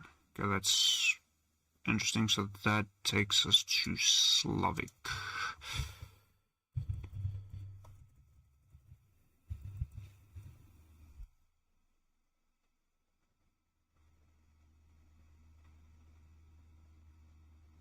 Mysterious Pyrodemon. Try the other spelling that some people use. Leshy. Forest spirits.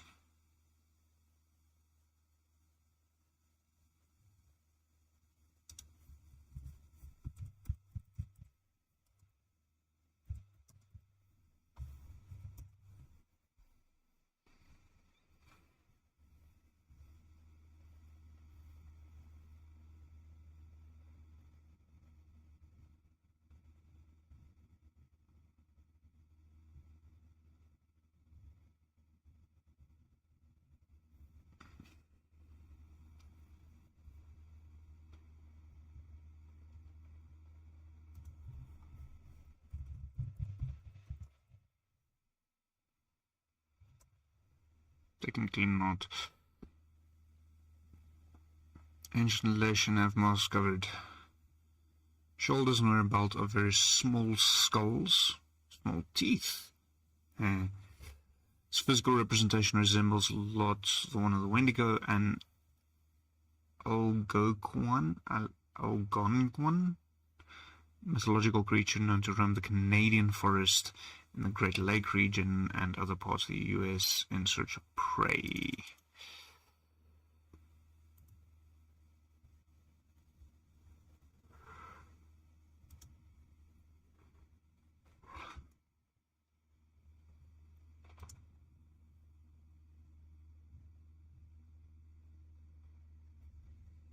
Tree spirits, wood spirits, bone wisdom, Celtic mythology, Slavic, Native American traditions.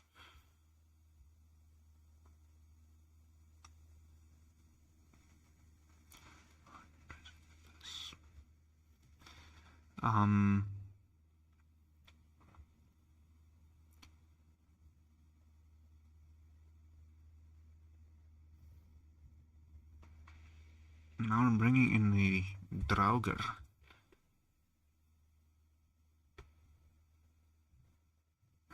This went a lot darker than I thought it would.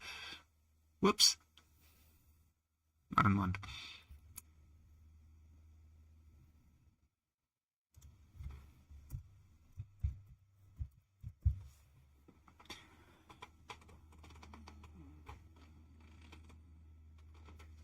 Okay, so no wings. Tree spirit that collects the lost teeth of the young.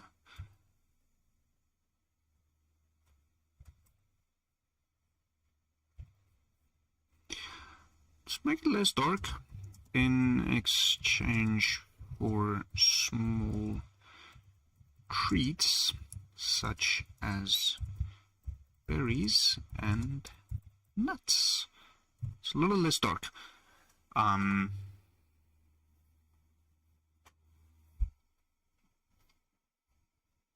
can still give her a dark streak.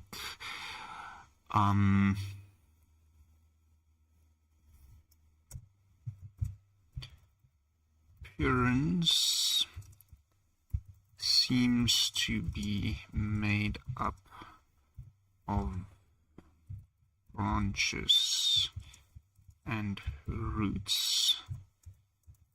She can move swiftly from tree to tree.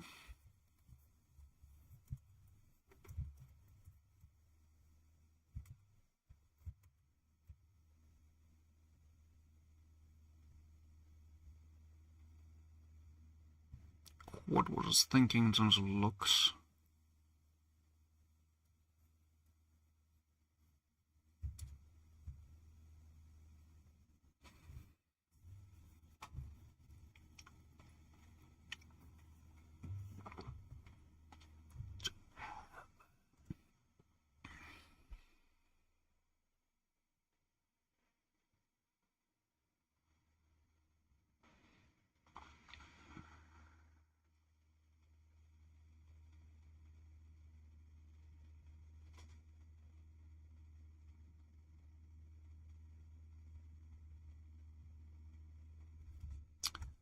Shapeshifter, actually.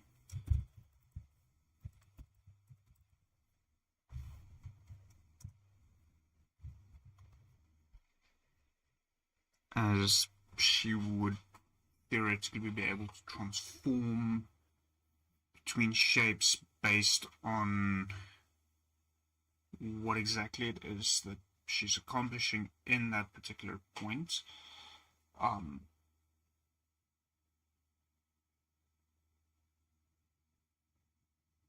So she has multiple different looks.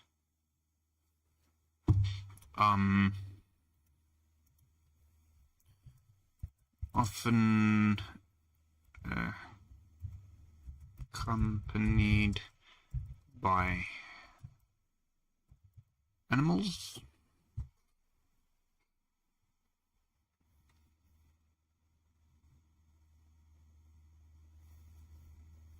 I can make an interesting drawing, interesting sketch.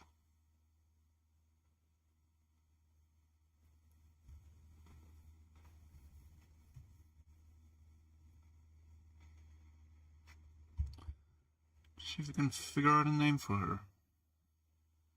I am still kind of stuck on Mieliki, but that might just be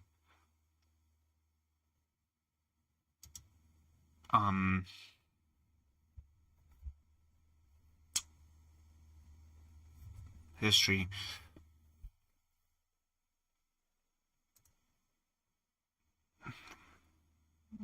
Fathers, funeral stories, oracles, children, rain, tranquility, funerals, science, wonders, ocean, death, life, miracle, shadows, autumn.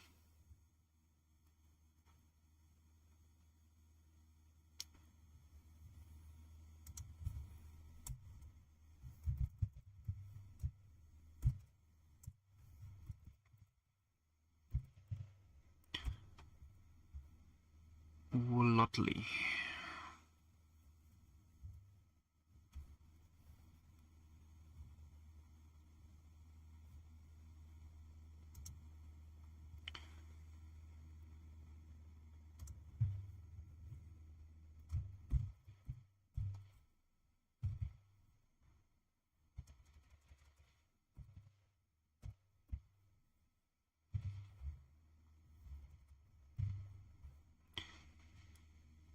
E01.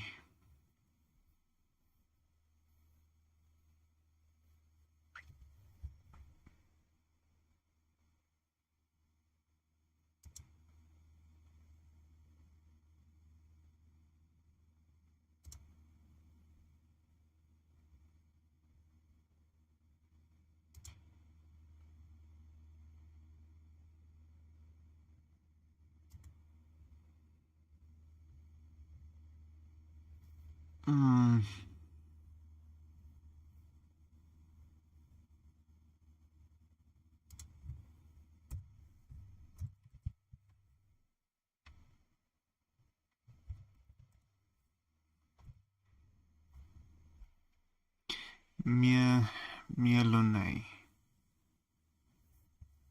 Mieline.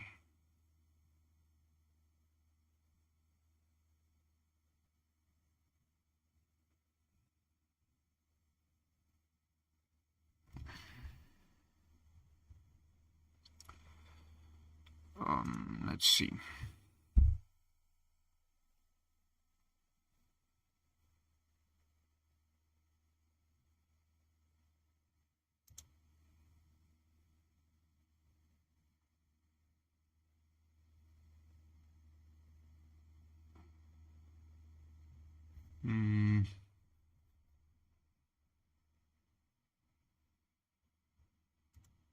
Historic, that's a little bit closer.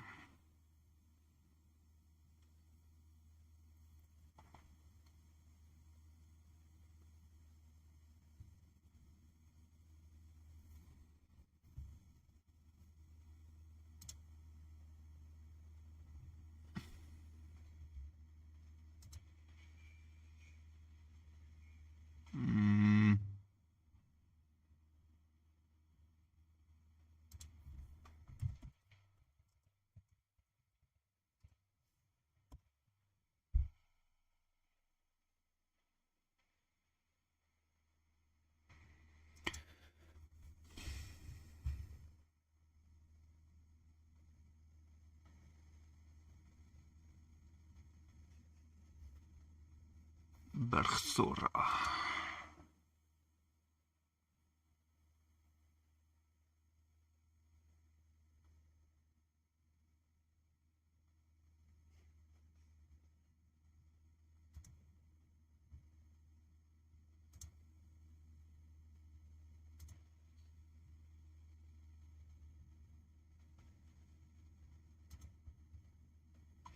Angerboda.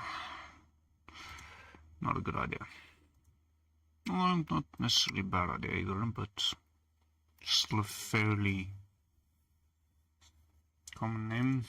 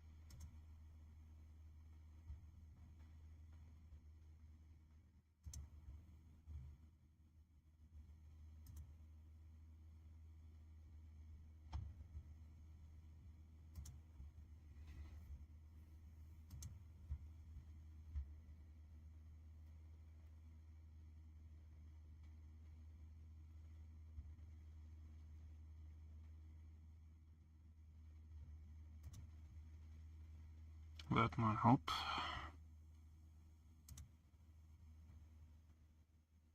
Iskert. Iptunurnd Iskert. Sounds cool.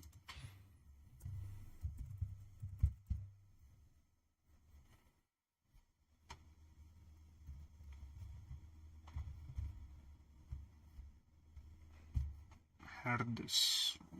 I like Iskert.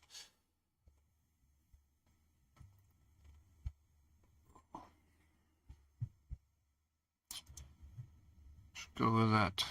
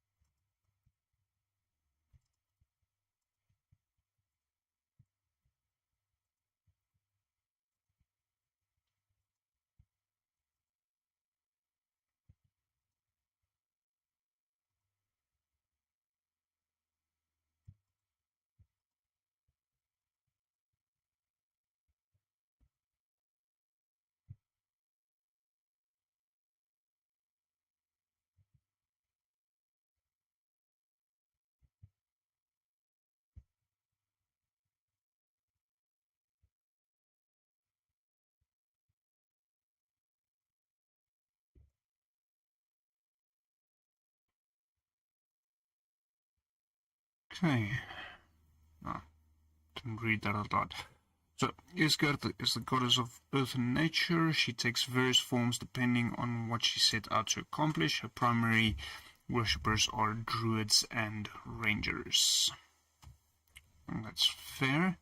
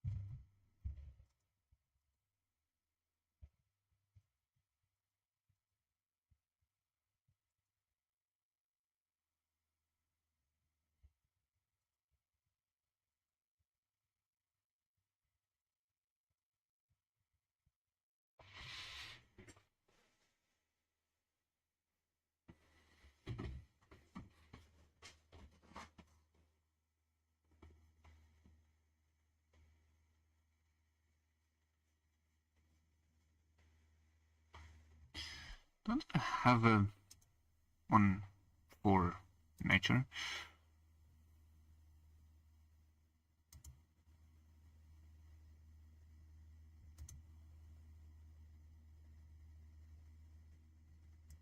It's fertility. Farmers, there will be some overlap. Now is the goddess of beauty and fertility, most wish being harvest season. Okay, it's the one I'm currently busy with. Iskert. Moon. Sculptor of all things, that is more biomechanical creatures, so humans, animals, monsters, that kind of stuff, not really nature. Water. Yeah, then I'm good. So Isgard is known by many, but in different ways. Many know her as the tooth collector, as she would collect the teeth of children in exchange for small treats such as nuts and berries.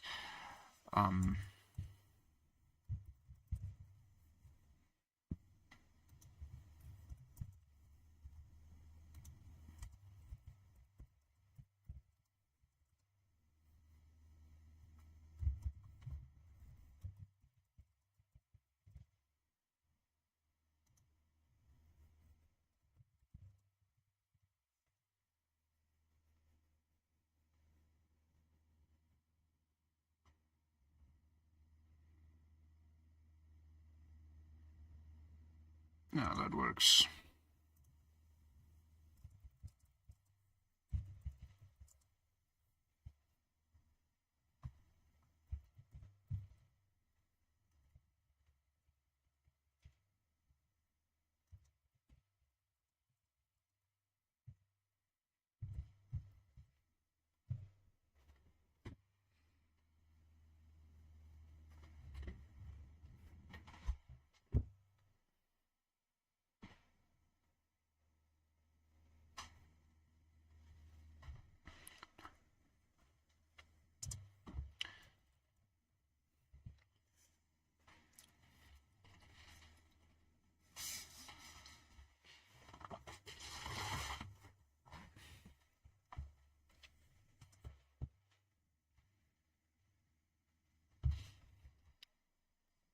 I'll have to expand on this.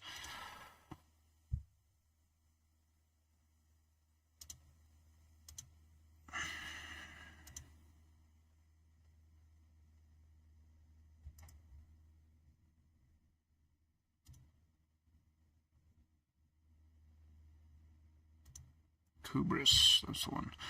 Alternate names.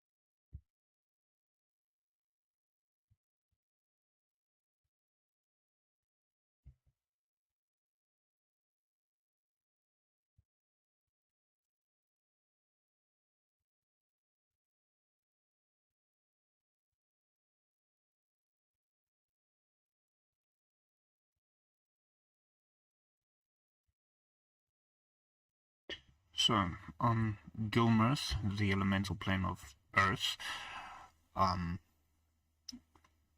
she appears as a humanoid creature made up of branches and roots that can move effortlessly along the forest floor. Takes the shape of random forest animals.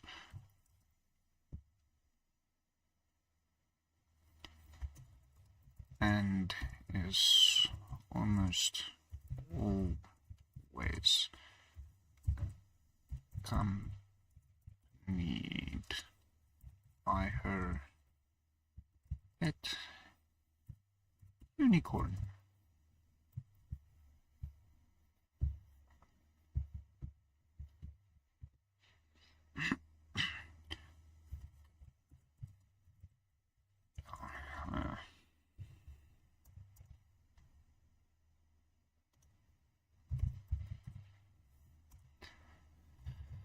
On Iraba, the Majora plane, a small,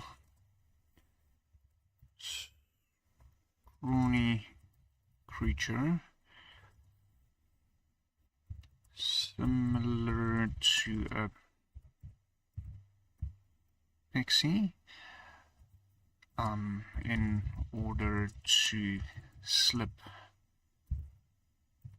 through narrow gaps to allow her to retrieve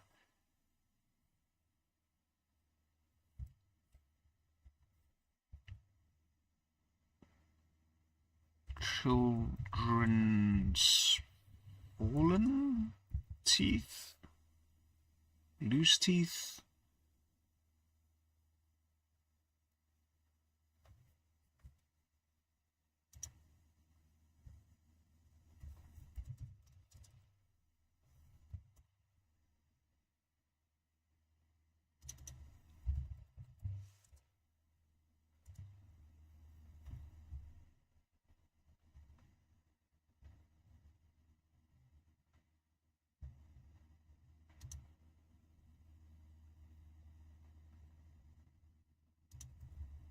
I might go in a very different direction than I was thinking. If spotted, to hide her identity, she would appear to be a frightful dark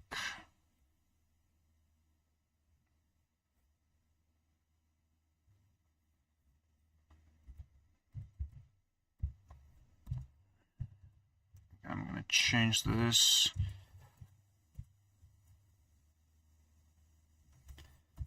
about, what is that, 6 inches?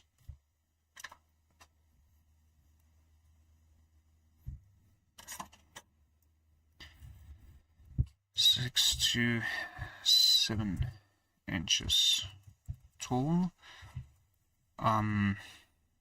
Frightful dark pixie.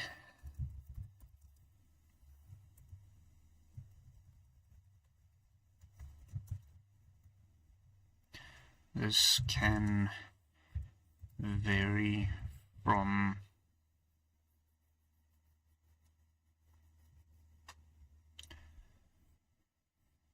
having a large head and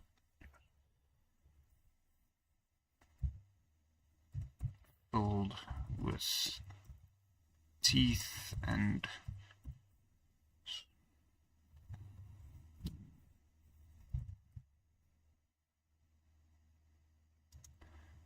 okay, so can close that. Somewhat less relevant, less relevant.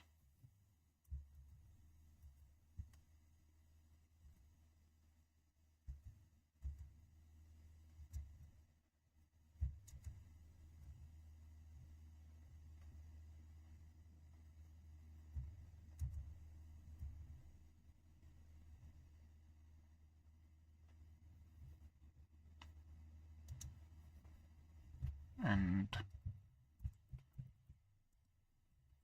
hollow eyes.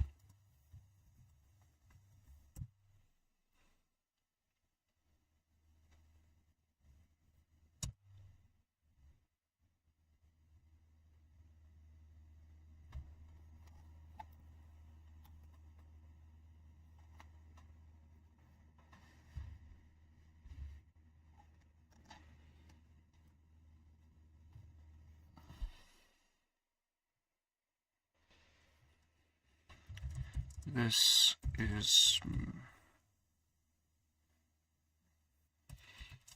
to avoid being followed and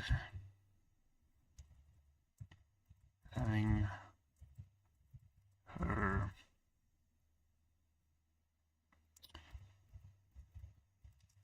of teeth stolen.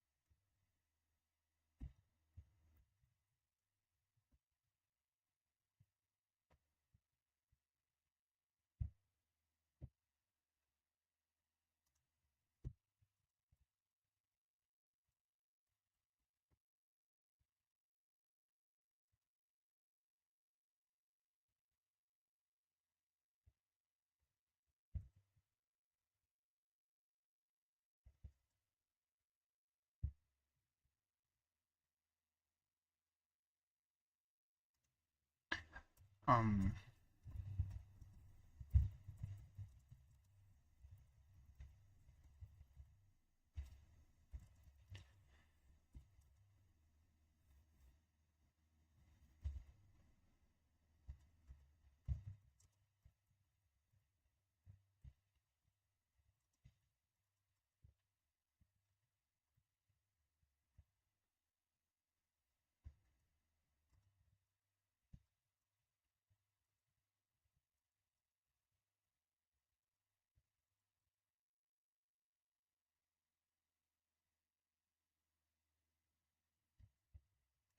going to stick with the bear theme to reference back to Miyagi.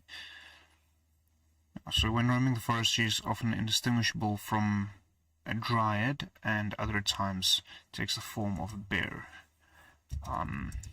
When seeing one of these two, if there is a unicorn close by, then you have found its skirt.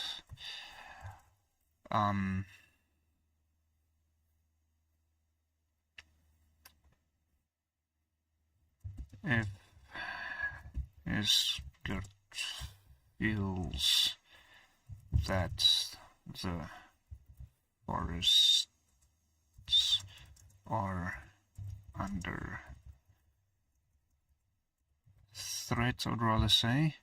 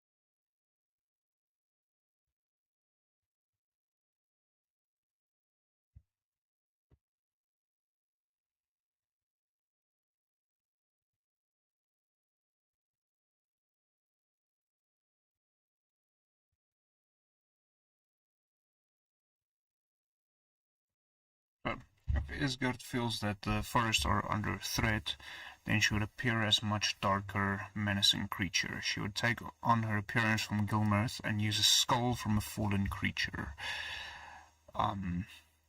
She also adds teeth to the branches to suggest mouths all over her body in order to make the appearance even more frightful. She would then use this to scare away the threat. I like this, bringing the leshy, Spriggan type look back into it. And then also utilizing Fear of the Dark Eddie, because Iron Maiden. Obviously.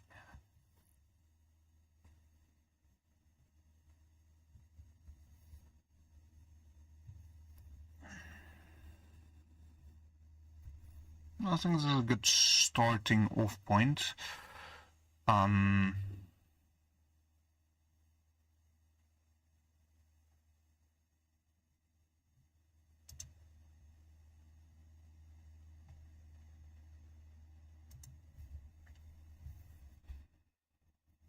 Find what I'm looking for.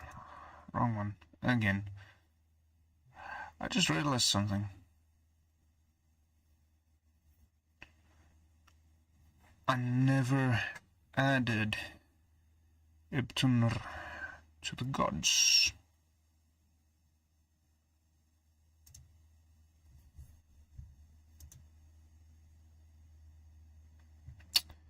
Navigation, gods, sections.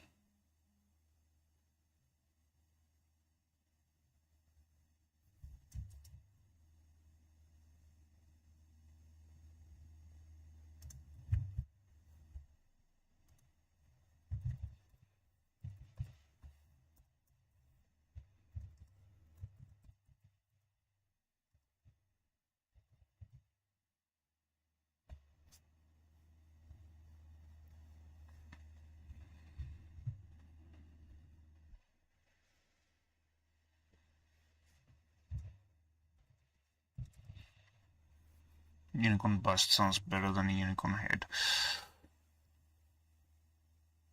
I think this is a good starting point. Quickly want to add relationships to them.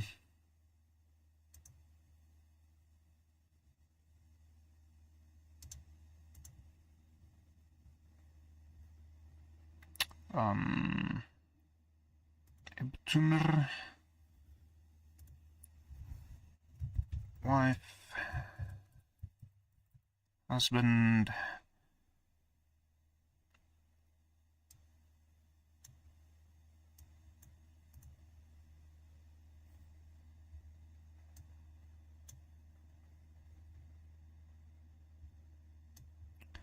they are very much in love and very honest with one another.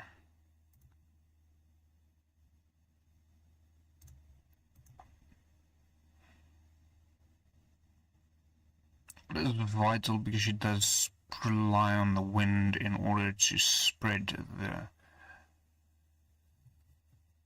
different plants' seeds in order for the forests to expand and to continue to grow, and the other way around. If she doesn't exist and trees don't grow, then there's not really going to be much in terms of wind. Create relationship.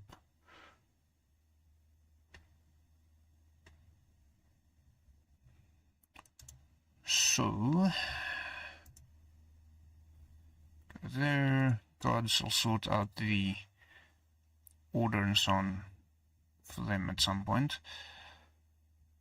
But, there we have it. Relationship. Isgard, fairly well descriptive detail in terms of her appearance. Alternative names, and then for Ibtunr,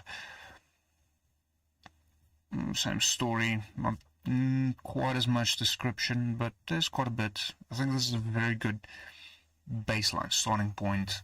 It's not the full details yet. I mean, that's going to take quite some time to actually get sorted out. But I think that is a very good starting point. So, yeah, this has been interesting, at least for me. Still need to try and figure out how to more accurately verbalize what is going on in my head, as a lot of this, I'm making a lot of connections in my head. So I'm not sure everyone actually properly, truly followed what is going on, but hopefully this is interesting to see my process for creating different aspects. I mean, obviously now it was purely just to the gods. We'll see again in 4 weeks' time. I'm going to be doing a lot of world building. Well, I hope I'll be doing a lot of world building in between. So what I will do is I'll share the link to the World Anvil wiki that I have created. So there's a lot of information already there in the description of the video once I'm done. So yeah, probably should add that next time into the chat as well, so if you want to have a look at it as it's being built, then it should be quite fun. Not quite sure what happened with the break in between. Not too happy about that, but that was probably just a lapse in terms of internet, which thank you, internet service provider. I will not name names, but yeah, thank you for joining me. I had fun. I hope this was interesting for you. And next week is Isles of Adamore, which should be fun. I know Megan is writing exams, unfortunately, which means we're down to 3 again. Following week is Curse of Strahd, and there might be some interesting new changes there, so that should be fun. And then World Building Wednesdays will be back again in 4 weeks' time. Thank you.